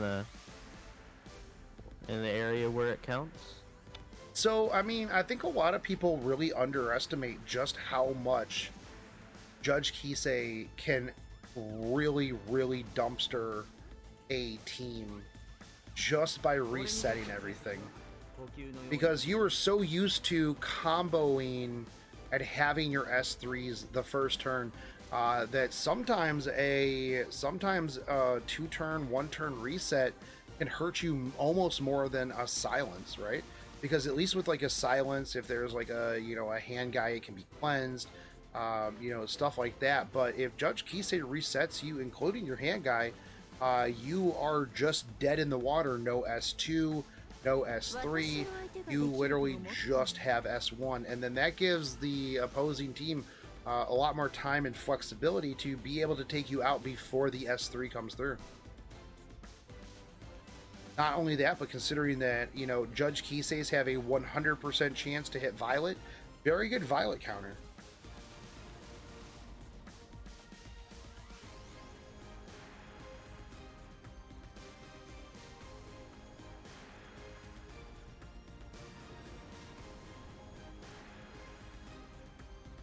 We'll see Smo pick up that Solitaria third pick. That's very strong. We know Smo's Solitaria is a little bit paw crazy, so... The problem with Judge Kisei is you need some wide Poggy's gear for her. Well, yes, that is absolutely true. Yeah, that is absolutely true. Judge Kisei, to fully utilize Judge Kisei, you definitely have to have some... definitely have to have some wide Poggies, a wide Poggies gear for sure. We see the last pickup Basar here. Smo going a lot more aggressive in this draft, but Ghostery picking up the Pavel, the Spectre Tenebria, the LQC, and this Poultice.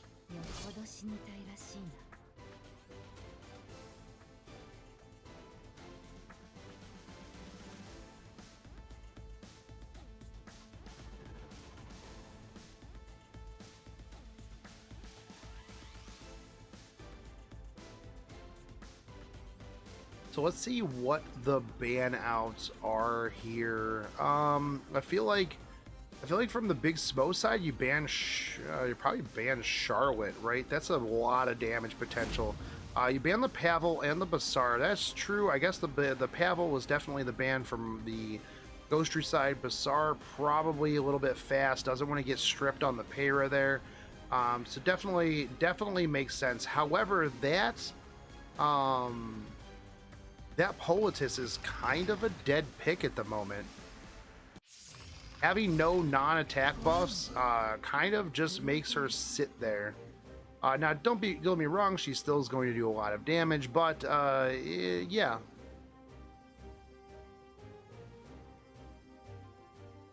I was gonna say, I feel like you do definitely rip the S2 here. Resists on the Solitaria. I do believe Big Smo runs an effect res Solitaria to prevent things like that. Because if you get the unbuffable on Solitaria, you're gonna get heckin' riggedy wrecked. Yeah, the Soul Burn there into that Solitaria, and also the resist. I'm not too sure what his resist is, but I do believe that it is definitely a resist. We're gonna see the 1-turn cooldown now onto that Charlotte. And this is a little rough. The Kisei is going to be easily picked up here. Ooh, the crown. However, let's see, does Smo get lucky? Gets the attack down on the Spectre Tenebria, but is not going to be able to get the stun there. Triple stun, though, on that crown is actually crazy. Do you S3 into the Charlotte to keep your Spectre Tenebria safe, or do you just get the kill? Do you soul burn the Kisei and then S3 the Charlotte to get rid of the shield? Opts to not get rid of the shield on the Charlotte, meaning that she is still going to have an AoE S1.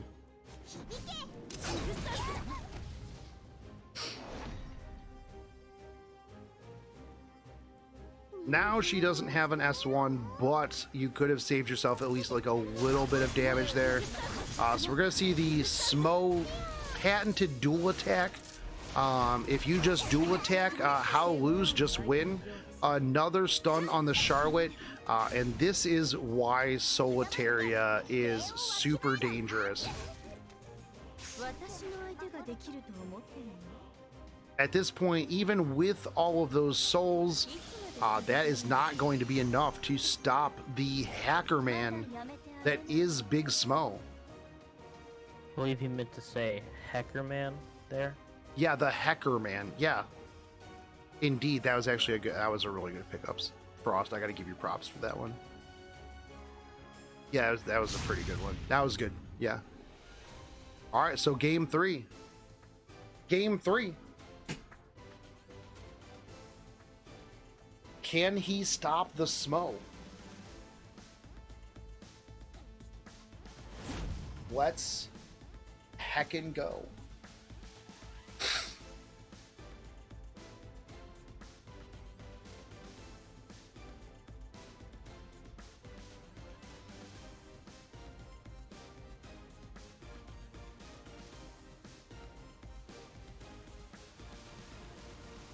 Ghostery wanting to pick the Rand, but can't. We see the Solitaria ban and the Payra ban. Ghostery picking up the Amelia right out of the gate. Big Smo grabbing that FCC.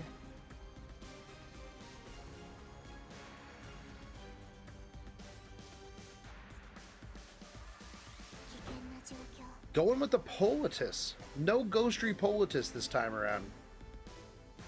Doing a no you.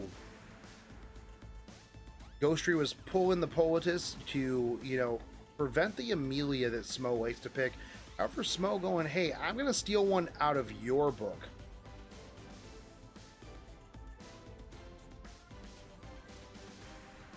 Frost, is that allowed? I'm pretty sure that's illegal. Are you allowed to just steal other people's tech? There's quite a few people on ladder who do it, so I imagine it's okay. Right, but Ghostery was picking the Politis to stop the Amelia. And I'm pretty sure that Smo's not allowed to do that. Wait, just because Ghostery picked the Amelia. Maybe Ghostery is just hacking Smo so much he doesn't know what to do, so that's the result of stealing now. Yeah, you know what? I think that Brisker's right. I think that we just disqualified Big Smo. So Ghostery picking up the Landy and the Milam here. Big Smo going with that blue Kisei. That's true. Anything that Smo does is illegal. We need to know Odin's opinions about stealing picks. I'll let you know what they are when a sheep decides to be anywhere within like 5 miles of my house.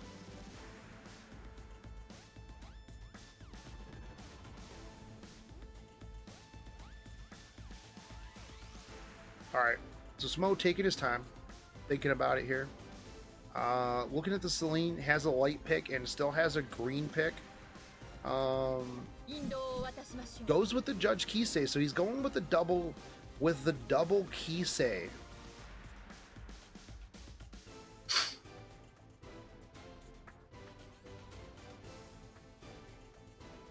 Now this is going to be rough here for Ghostery,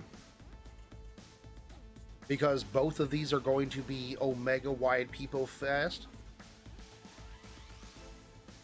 That's not true. I don't. Is Smo fast, Brisker, at all? Are these like 240 speed? I think so.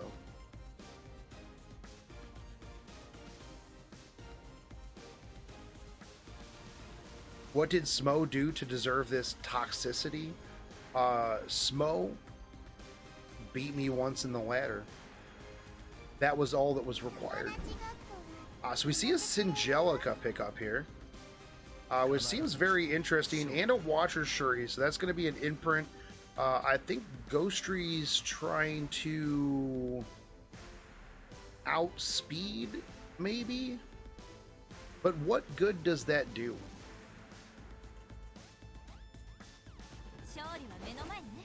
Alright, so we see the Celine last pick here.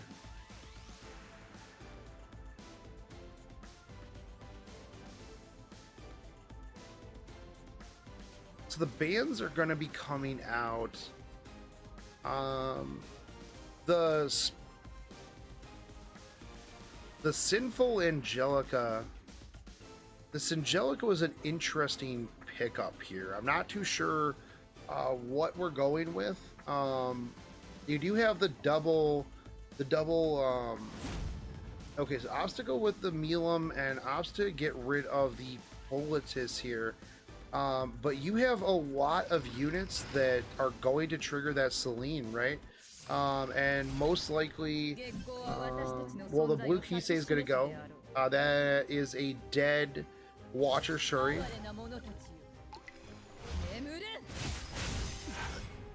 Oh, yeah, that's gone. The Amelia's here. The Amelia can't really do too much.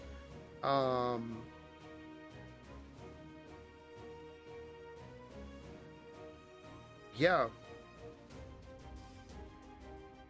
Yeah, for Ghostery side, I'm not too sure what we do here. So this is going to delete the Landy. Yeah, and Big Smo just taking that in quick fashion. A little questionable here. The Celine last pick. I mean, the Landy was definitely the ban, or not the Landy, but the Politis was definitely going to be the ban. However, that Celine last pick definitely screwed a lot of that over. I think going the double, non-attack was not really the best, but probably by that time, kind of just not really too sure what to go into, right? So that's definitely a little rough from the Ghostery side, but well played regardless.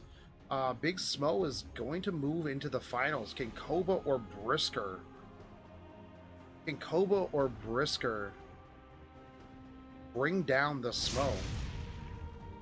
Wait, Brisker, if you move into the finals, how are you going to get Big Smo to play your account in the tournament against himself? Is this going to be a Smo versus Smo fight?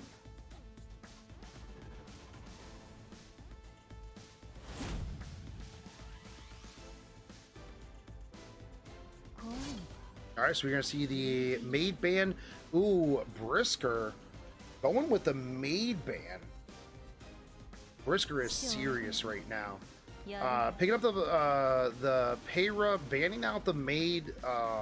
Koba's going to pick up that first pick Spectre Tenebria here.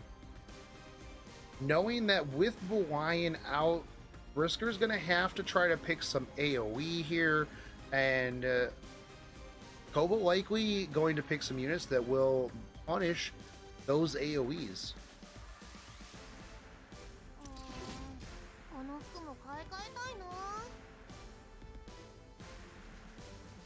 Alright, so we see the Sea Armin pick up here for some mitigation.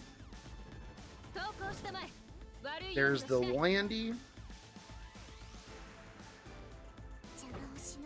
Into the Politis. We see the fast pick Milam.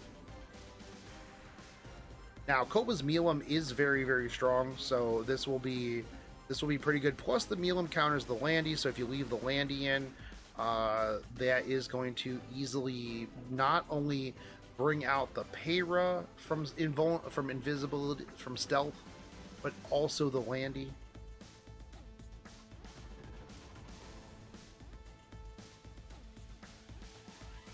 Koba hovering the blue Kisei there. Looking potentially at this Armin. Now, we have seen Koba's Armin do some work. And opts to lock that Armin. This is interesting. This leaves a water option on the board. Potential Kisei, potential SSB, potential Rem.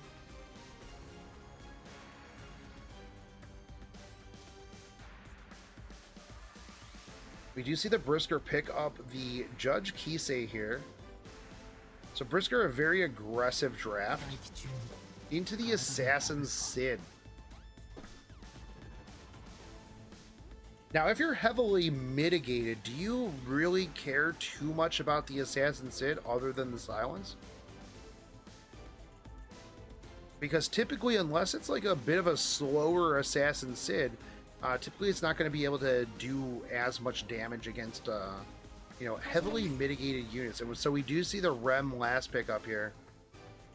Rem doesn't really particularly care about Judge Kisei, and neither does Spectre Tenebria, as a matter of fact.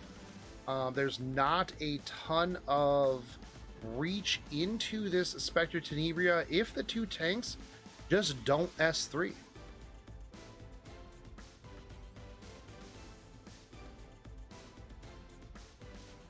All right, no problem, Ghostery. Have a good one, dude. Enjoy the dinner.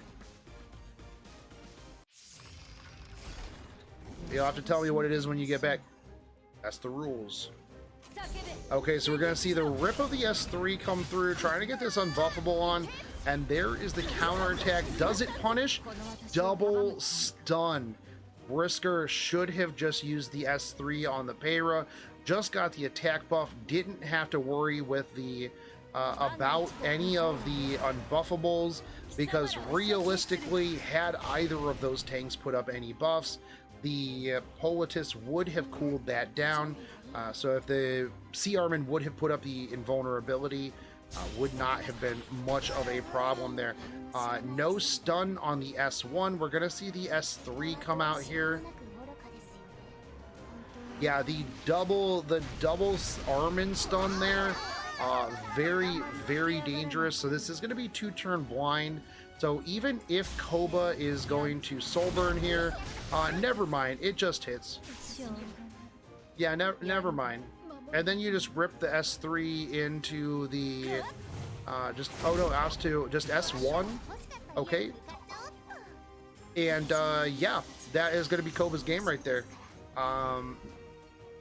Brisker ripping it into the Armin with the chance there for the counterattack, when he could have just S3'd and then went from there. I do think that that was quite a bit of a misplay.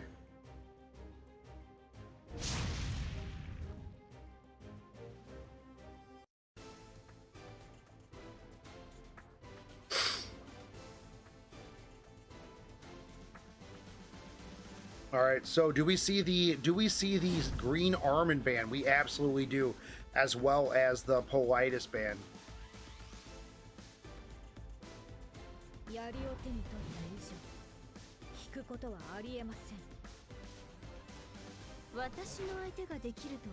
All right, so we see the FCC first pickup here from Brisker into the Spectre Tenebria first pickup from the Koba side.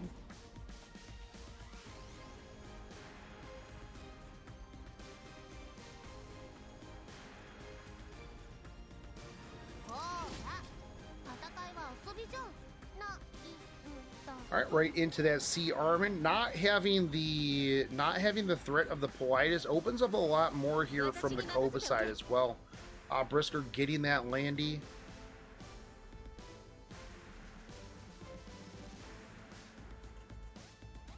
So this is currently a Protect Landy.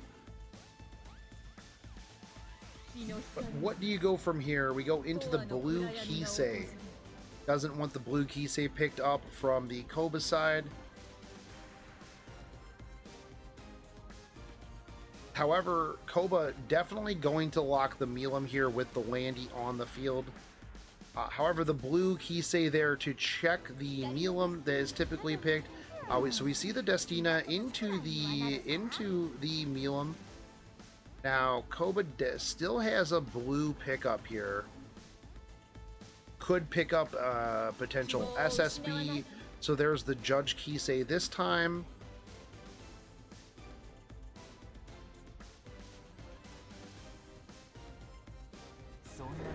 And there is the Fire Hand guy. This is a very aggressive draft here from the Brisker side, and there is the Rem at the end. So who do we see banned from the Koba side? I think the Rem is the ban out, and the Landy. Okay, so the Rem and the Landy here. Bringing the Destina to bring back the Spectre Tenebria and the Milim if they are killed. I think is a very good plan considering that the maid is gone. The Judge Kisei most likely not going to reset the Destina, considering that most Destinas are very, very high ER, especially now with the S3 buff.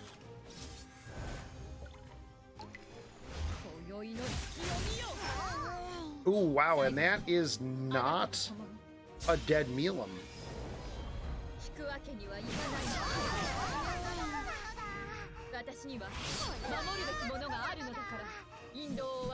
Okay, and that is going to be a soul burn into another turn. That is going to be a dead Milim. And did he get... No, he did not get the S3 reset. Going to push the Spectre Tenebria forward here to take down the hand guys. This is going to be a soul burn S1 because of the reset there. And is going to go into that hand guy. Does not pick up the kill, however.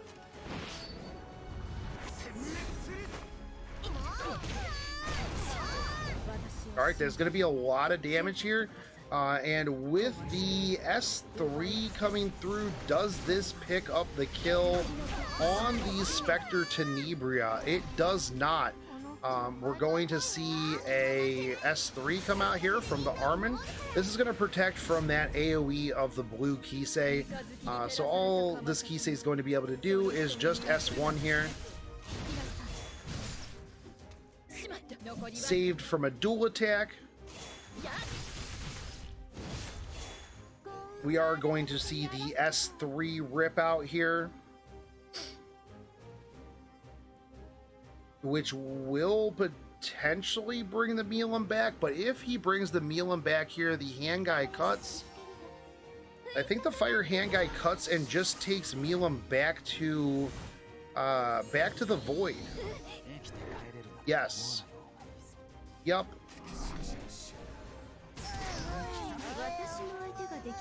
Milim going back to the void. Hand guy's skill nullifier and stealth. This is a very, very dangerous place here for Koba. They're going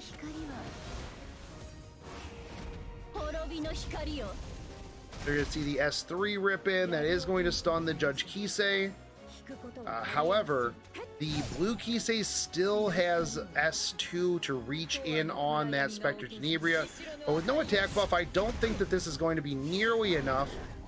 All of the damage that would have been sent over to that Sea Armin 2 negated because of the immunity. So we're going to see the dual attack 5% gamer. We will see the skill nullifier taken off of the FCC. Or not. We'll see the S10 pushed forward.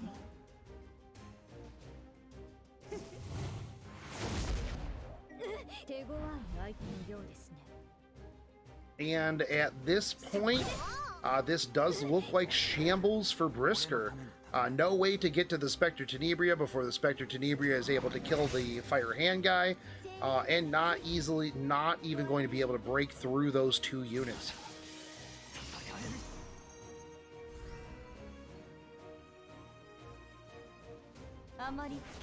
All right, and Brisker taking it to the face and letting Koba move on.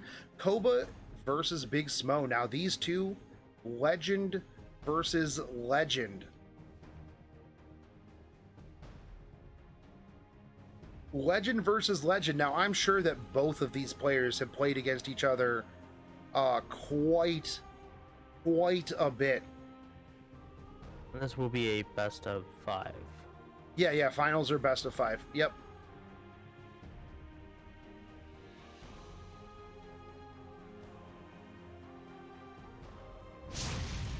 Can Koba stop the Smo?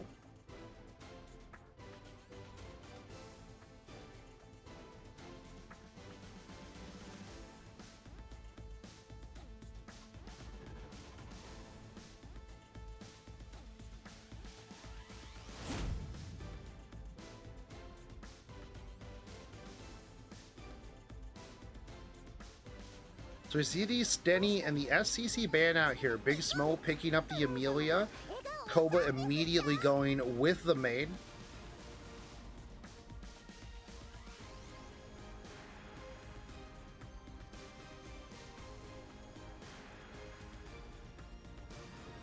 The Spectre, the Koba Spectenny is very strong. Picking up the Milam right out of the gate here, but giving Big Smo the Lion a little bit rough right there, into the Armin. Now, Frost, I have been told by various sources, the internet, Stove, Reddit, Discord, that Green Armin is garbage. The buff was terrible, and one of the most disappointing buffs that people were hyped for. I don't think that's true. That might be half true. It might be half true. Half true. I'm not wild about her either. Yes, but in anti-cleave, I think that Green Armin is actually pog crazy. It's just another rem. The chance for the counterattack into the stuns is huge. Just draft a lot of rems.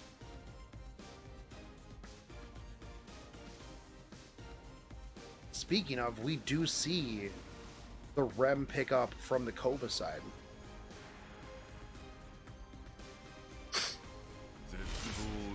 Alright, Big Smo picking up the straws here.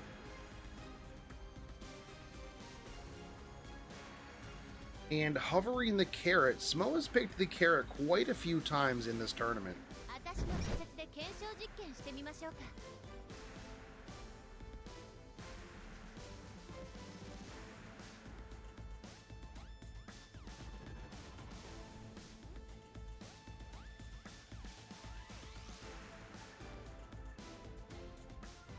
Now, what does Koba answer with here? Goes with the TML.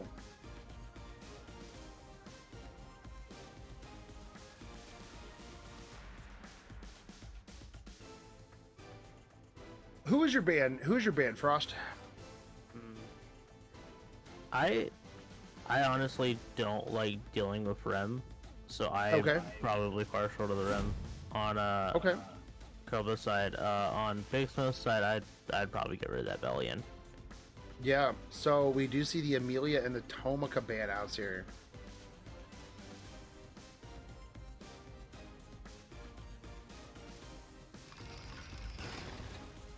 Alright, so let's see how this goes. Let's see if this Rem is a sleeper. Is she snoozing? This is definitely going into the Rowana, right? Yeah, this definitely kills the Rowana. Rem is immediately in demon mode. We bring the Rowana back. Everybody else has revive buff. Very possible that this Rem just pops off here. We're going to see the S3 come out. There's going to be no burns on the Rem, but is going to be burns on everybody else here. Goes in on the... Ooh, that was a big strip, actually, from the S3 onto the... onto that Milam, which is rough. So we're going to see the counter, the AoE counter attack here. Unhealable. Get some damage in. Smo's on injury, so that is interesting. That is something for Koba to know. The revive is back up. So we're going to see the S3 come out here. There is the AoE counterattack. The Straws is almost dead just because of the Rem. Well, it will be immediately after this.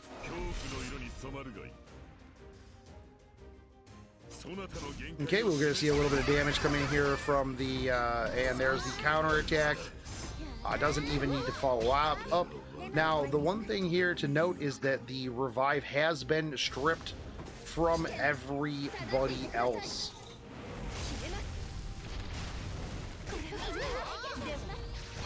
Alright, and there is the blind. Doesn't matter. The counterattack is going to hit and crit everybody, but they are all healed right back up. Going into the Rem here, and this woke Rem is doing absolute work. One of the units in the game that will either win or will literally be asleep for the entire match. Okay, we do see some of the debuffs being removed here, going in on the Lion so that we don't get the counterattacks here, trying to get a little bit of a stun. The Rem, though, who do you kill here? Do you just go into the Lion, hope you finish this off, but then you're leaving the carrot alive? Ooh, there's the barrier. This is not going to be enough to pick up the kill or even break the barrier on that carrot. But here is an AoE counterattack. Was actually just banking on the AoE counterattack to finish off the carrot. Koba actually omega big brain right there, knowing that right afterwards the Rem was going to be popping off. Koba using the green arm in here to get these counterattacks to push forward so that the Rem is able to do work.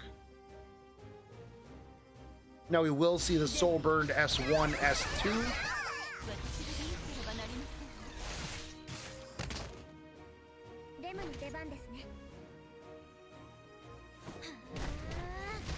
Okay, we do see the run in on the Armin into the counterattack. Now the downside here is that does stun the Rem. So the Rem is sleepage right here. The injury is stacking up, but the maid is going to be going next, and is going to just cleanse this stun off, and is going to bring the Milim back to life.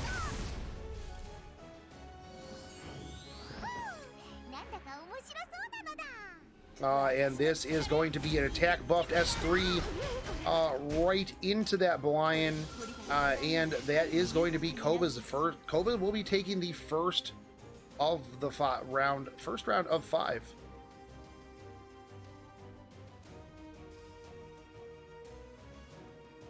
Very strong showing from the Koba side, but you know, Rem again is one of those units that if she is woke, you are in the winner's seat. However, she sleeps, you're not having a good time. But bringing Rem into Belian is typically an easy win, just because with the AoE you are going to be popping off non-stop.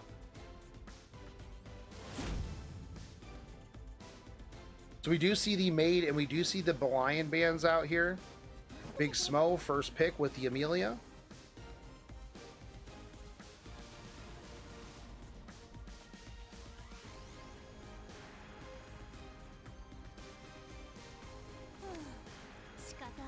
Ooh, first pick T-Surin.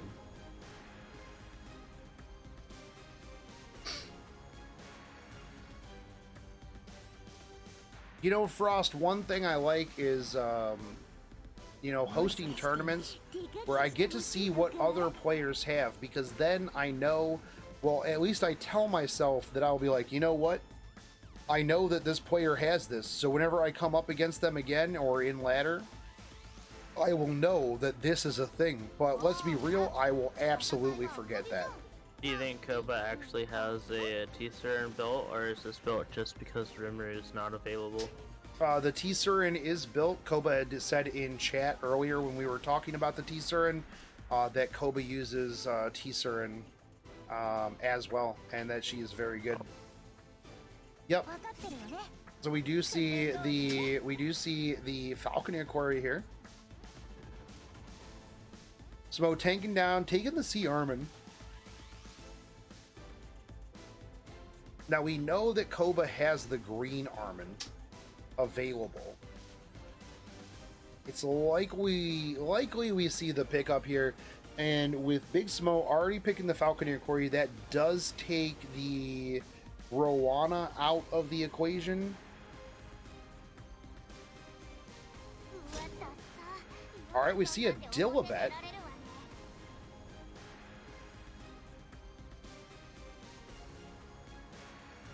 Interesting. Well, the Dilibet is there for the Falconeer Quarry. Into the Celine, which is also there for the Falconeer Quarry and the Amelia. We see Big Smo walk my favorite Fire 5 head.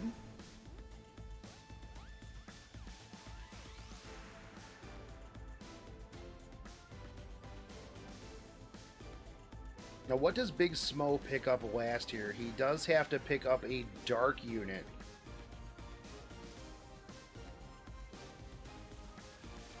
Dilibet and Green Celine don't show deity this draft. Somebody screenshot this and send it to deity. Alright, so we see the ADS pickup here.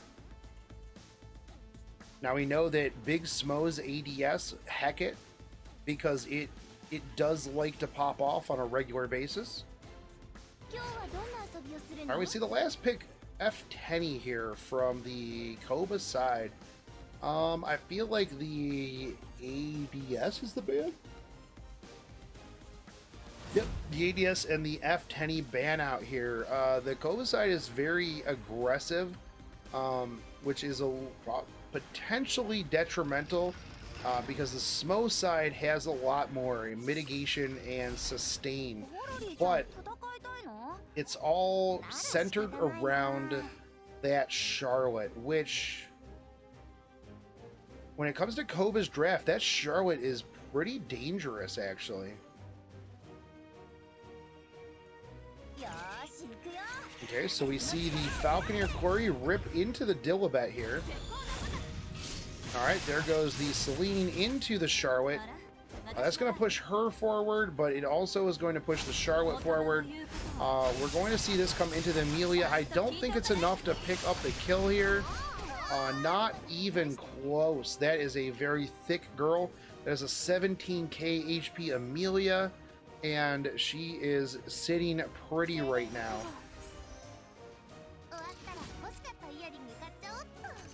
Okay, we're going to see the S3 come out. This is going to prevent any potential damage.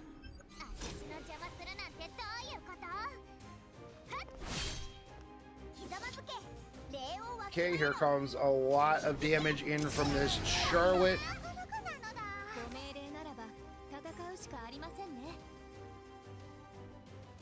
With the 2-turn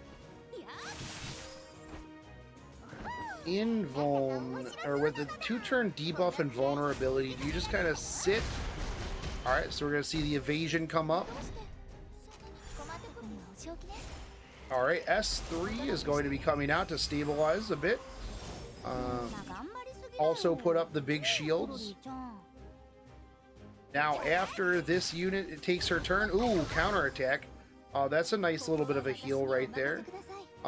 Can potentially, well, just waits for the S3. Gonna just do a little bit of chip damage there on the Falconeer Quarry. This is gonna be some more damage. Hits the Celine. That is rough. Attack down. We are going to potentially see, I don't think we see the S3 rip here. We'll see the S1 rip out. I think that Koba's waiting for, ooh, the provoke. This evasion not working very well.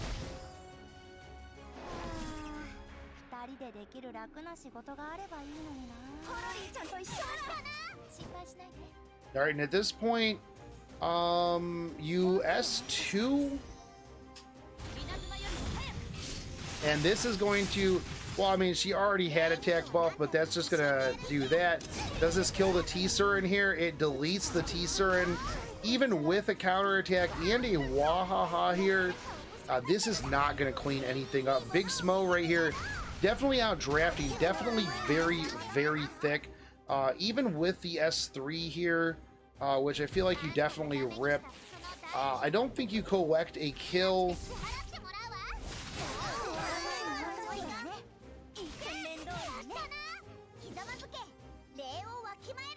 And here comes the Gale win. Chat, we get some Gale wins in the chat.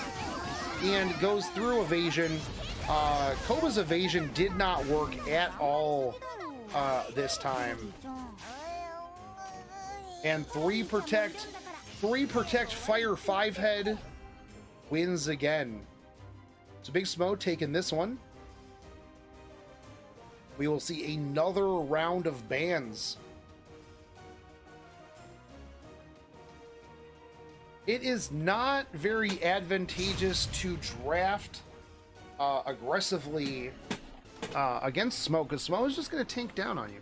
He's got 1 billion EHP on every unit that exists.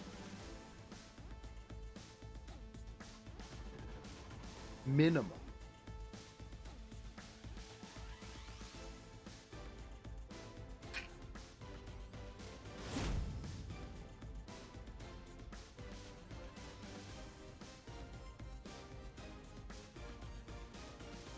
That is 6 units that are no longer able to be used. That's right. We see the C Armin ban out here, and we do see the Fire 5 head ban out.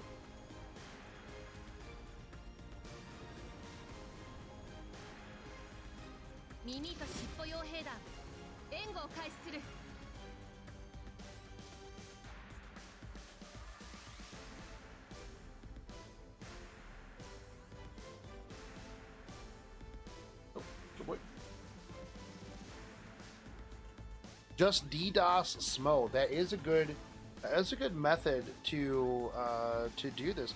With the first pick, Armin, do you think that opens up Koba to an early Rowana? We do see the Amelia pick up here. I think we're probably going to see another Rowana, at least on Big Smo's side. It's very good into the Green Armin.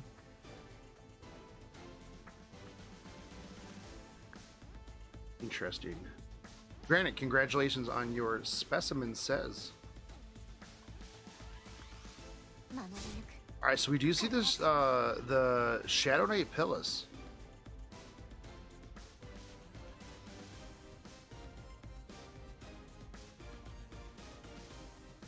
Which is good against the against counterattacks. There's a lot of counterattack mitigation.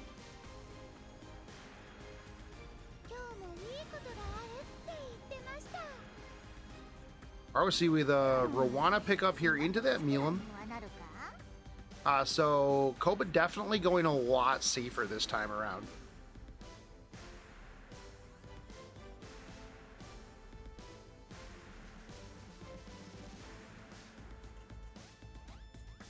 The Big Smo needing to pick up some DPS here. Looking at that LAC, this is very dangerous. Likely the ban. Having the counterattack Milam, as well as the Armin. Definitely LAC is very dangerous into that. Smo taking his time, picking up the Falconeer Quarry again, maybe.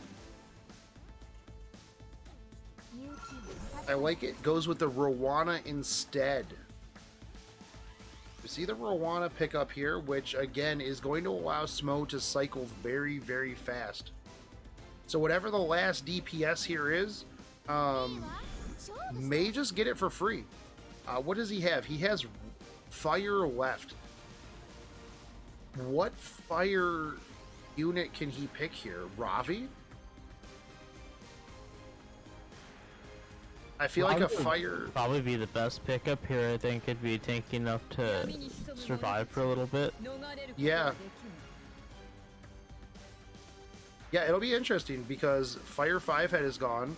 If he were to pick Kowaric, little on the light side and would be able to get just instantly blown up by a lot of the units on the Koba side. Looking at Fire Meru. Lox Carrot.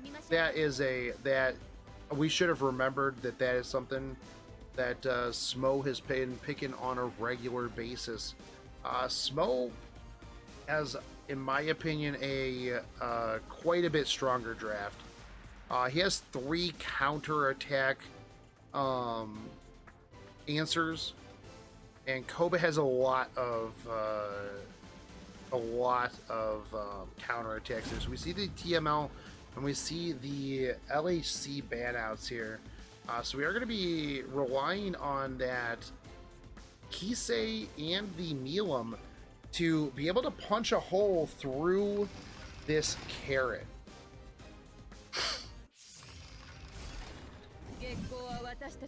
Oh, opens with a gab.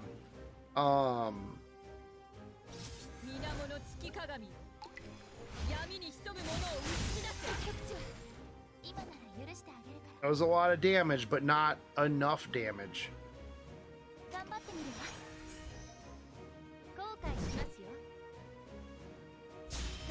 Alright, so we're going to see the Soulburn S3 here. Puts a plethora of burns on that Kisei. And I'm pretty sure that Kisei is... you delete the Milam or do you delete the Kisei here? I think you go for the Milam. Alright, Milam deleted. Yeeted and deleted.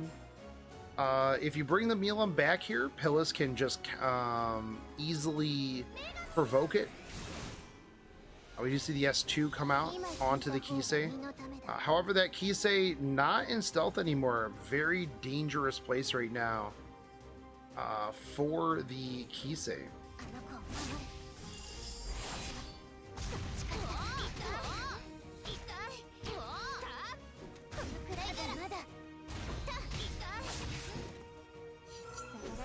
Counter-attack Pillis. Smo obviously watching me the other day when I was rebuilding all of my accounts.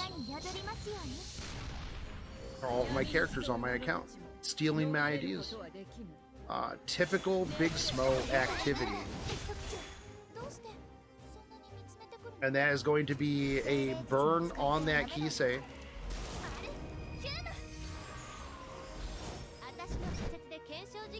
Which will get hit and detonated. Oh, opts to go in on the Armin. This is just going to push everybody forward. This Armin is not in a good spot. We're going to see the strip. Here is the gab. But I feel like at this point, this is not going to be enough. Here's the double attack, which is going to just push forward and heal back all of the damage that was done by that Kisei.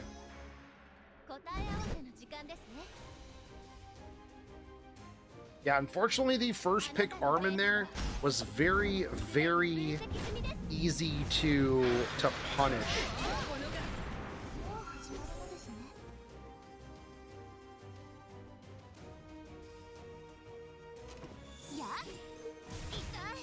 And there's another counterattack. This is going to stack another burn.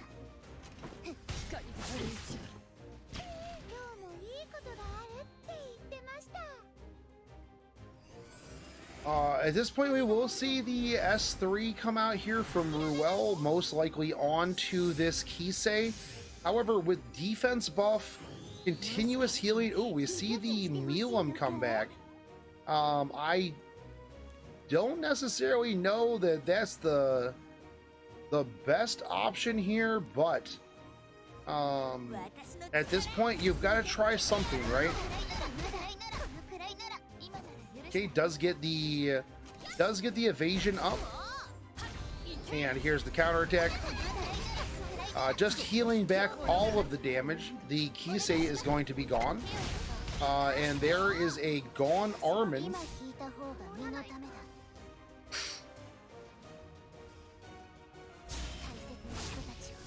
Now we see the Soul Burn here.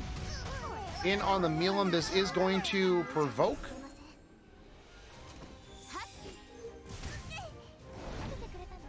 think on the Koba side, it'll be a little hard to stabilize. I think this one is just a Hex Smo go to next.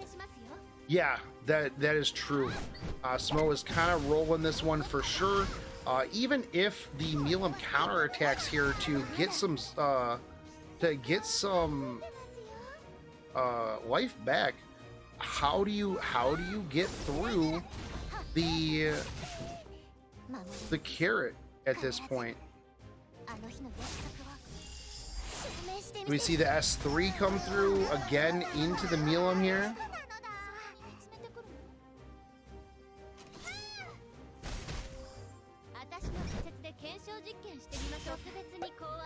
Here comes the Soul Burned S3, and I think that Big Smo just kind of cleans up here.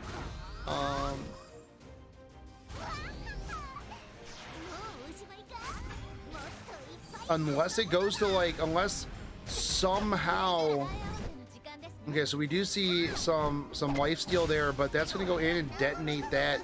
And at this point, that Milim is in actual shambles. We do see a counterattack here. This is going to heal a little bit. There's a little bit more healing. But yeah, at this point, how long do we have on the... So we have the Ruel S2 here. We're going to see the push forward. I think you just clean up the Milim there, and it is gone. We're going to have an S2 from the Ruel, but 3 turns until the S3, and this one's going to be a go to next. Even more bans.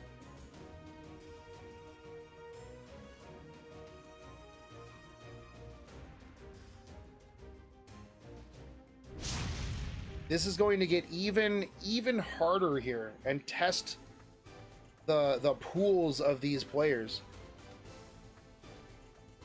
I don't think a green Armin first pick is going to be what Koba goes for this time.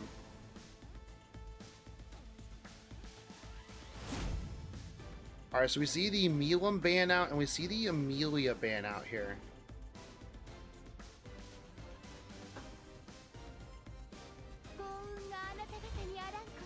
All right, there goes here's the Destina.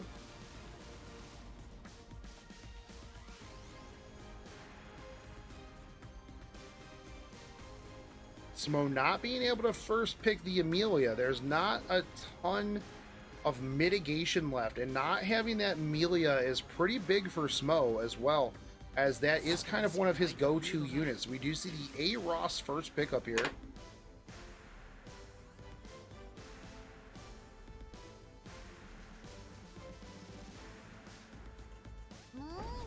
Into the early Solitaria. Now we do know that Koba has Dilibet, but what else does Big Smo pick up?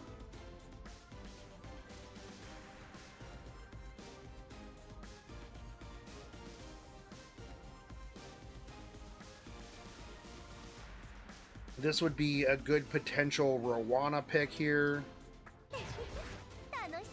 Now I would see the F-Tenny.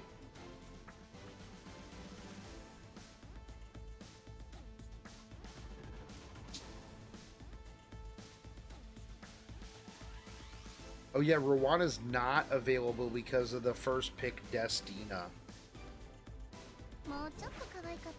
Dilibet, we got 2 tennies here. Do you think that Koba picks Spec Tenny to complete the trifecta? Spec Tenny would actually be really good here. I think Spec Tenny and then tank down if you're a dark option, or if you're light option.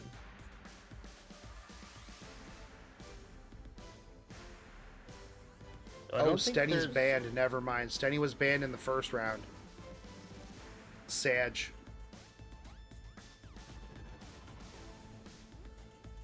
Sag. The CZ is a pretty solid pick here. The only thing is, if you so we see the blue Kisei here. This is a high aggressive Smo draft. The CZ is rough. If the Solitaria, we know that the Solitaria is high ER, or Smo was Omega Lucky. I do believe it is ER maybe, but if you let the CZ through, you're gonna have a very, very bad time.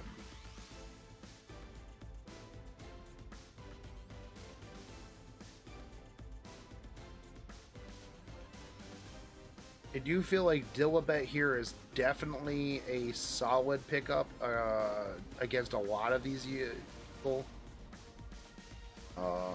But what is your light pickup here? Ooh, what about LHC? What about an LHC into the champ Zerato, right? Because the first time he counters, we're going to see an LQC. Smo needs to pick fire, and I'm probably going to see... Or no, he doesn't need to pick fire. He needs to pick grass. Oh, and he last picks violet. Gross.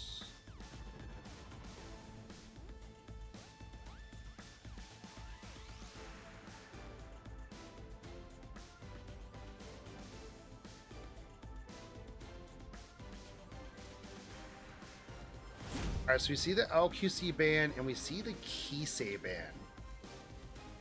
It's going to be kind of interesting because all three of them, the only one who can hit CZ with their S1 is going to be Destina and the Fire Tenebria. Because Fire Tenny, you can't put CZ to sleep. And Destina doesn't debuff on S1. Because if your Dilibet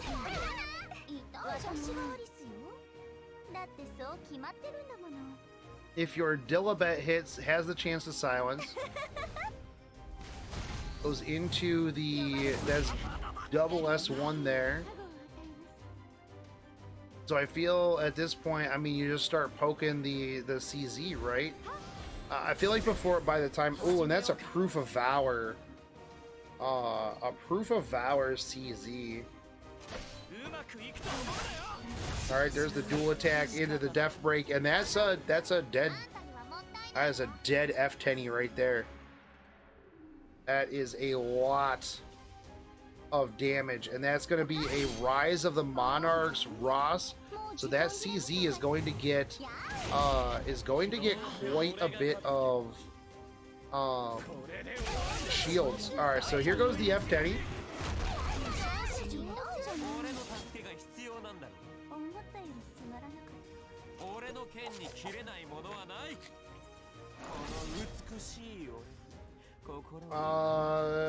You rip this into the... Okay, so we see this rip into the Destina here. That's gonna be a lot of damage.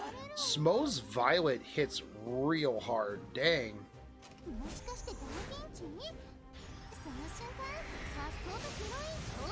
Here goes the S3.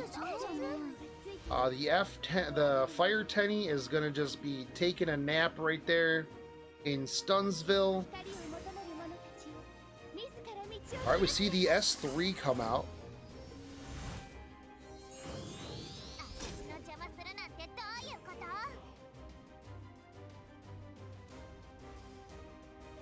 What do you do here? Do you just S1? Okay, so opts to S3 for the push forward and the reset.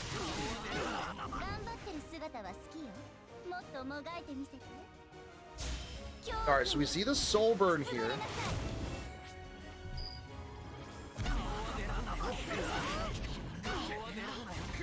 Okay, that's big. You do get the return here, but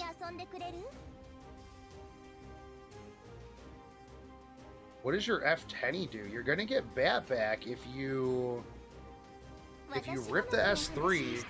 So you opt to rip the S3 here. CZ is going to be punting this back. Does not land on the Solitaria. All right, there's a counter attack, but it's not going to be able to do enough there. I feel like you go into these. Okay, you go into the Solitaria, but she's going right back into stealth here.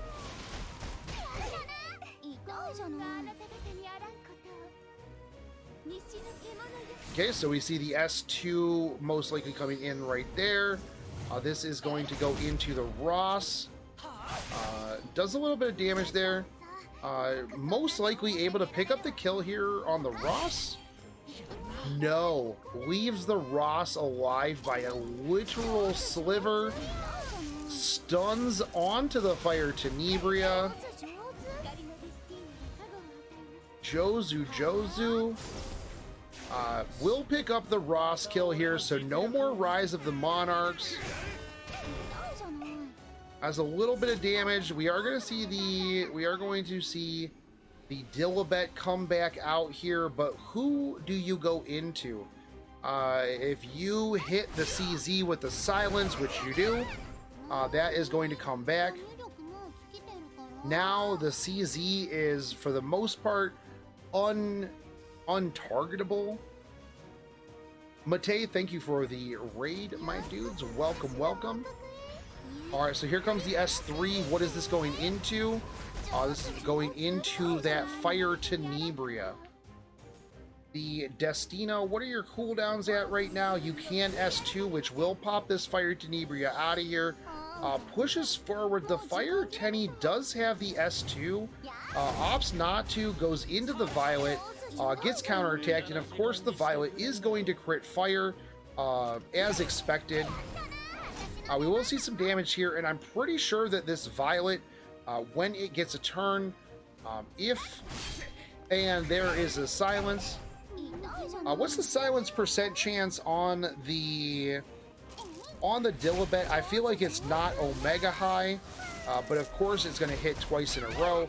The Violet is going to clean up the Destina right after this. No more turns to bring everybody back. Is that a counter-attack Cesarito?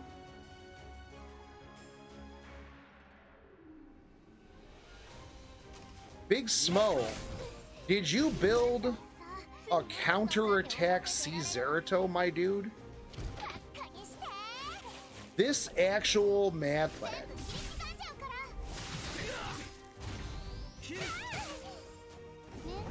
This...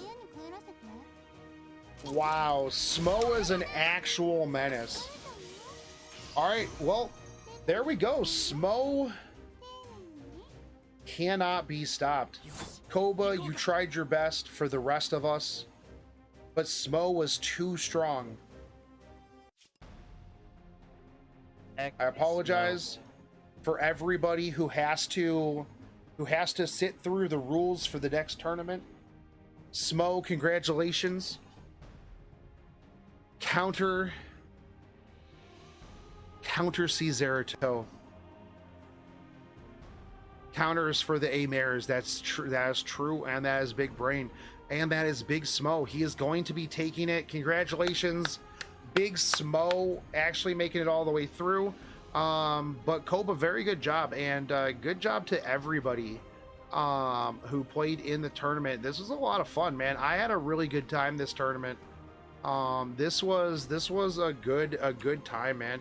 Yeah, Smo makes the rules next time within reason. Obviously, if Smo tells me to like a whole bunch of dumb stuff, I'm gonna be like, Smo, no, because they rhyme. No, Re Zephyr, you're actually required in the next tournament. I already put your name in. It doesn't matter. But Smo is going to be winning the tournament. Smo, I'll get you your $25 gift card. Smo sets the tournament rules for the next one. No dumb stuff. TM. Yeah, true. Yeah. But very good plays, man. Real big brain there. I had a really good time. I enjoyed seeing everybody come out. Absolutely pog. I I really enjoy these tournaments a lot. Golem set only. Yeah, that's probably something Smo would pick up. Yeah, literally every unit has to be in counter set. After the draft, they pause it, show everybody in counter set, and then they can remake the match and then go from there. Yeah, that's something that Smo would say. Yeah, absolutely. Absolutely. But next tournament will be in 2 weeks from now. I will have the sign up for it probably this week. So we're looking at what, the 7th? So the next tournament will start on the 7th of next month. The tournament sign up will be up probably later this week when Smo gets his rules to me. Once that's up, then we will get signed up, and the first 36 people that are in, you're in. Yeah, awesome time. Thank you, Frost, for organizing and coordinating everything. No worries, it was fun. Yep, absolutely, and thanks for everybody. Oh yeah, 35. Sorry, because Re Zephyr's already signed up. Yeah, that's true. And Big Smo will be co-casting the next tournament with me. Has anybody ever heard Big Smo's voice? We will. All Nat 4 and below. Okay. So the next tournament will be all Nat 4 and below. Co-casted by Big Smo. I'll have the sign up and like probably later today. And yeah, we will go from there. And yeah.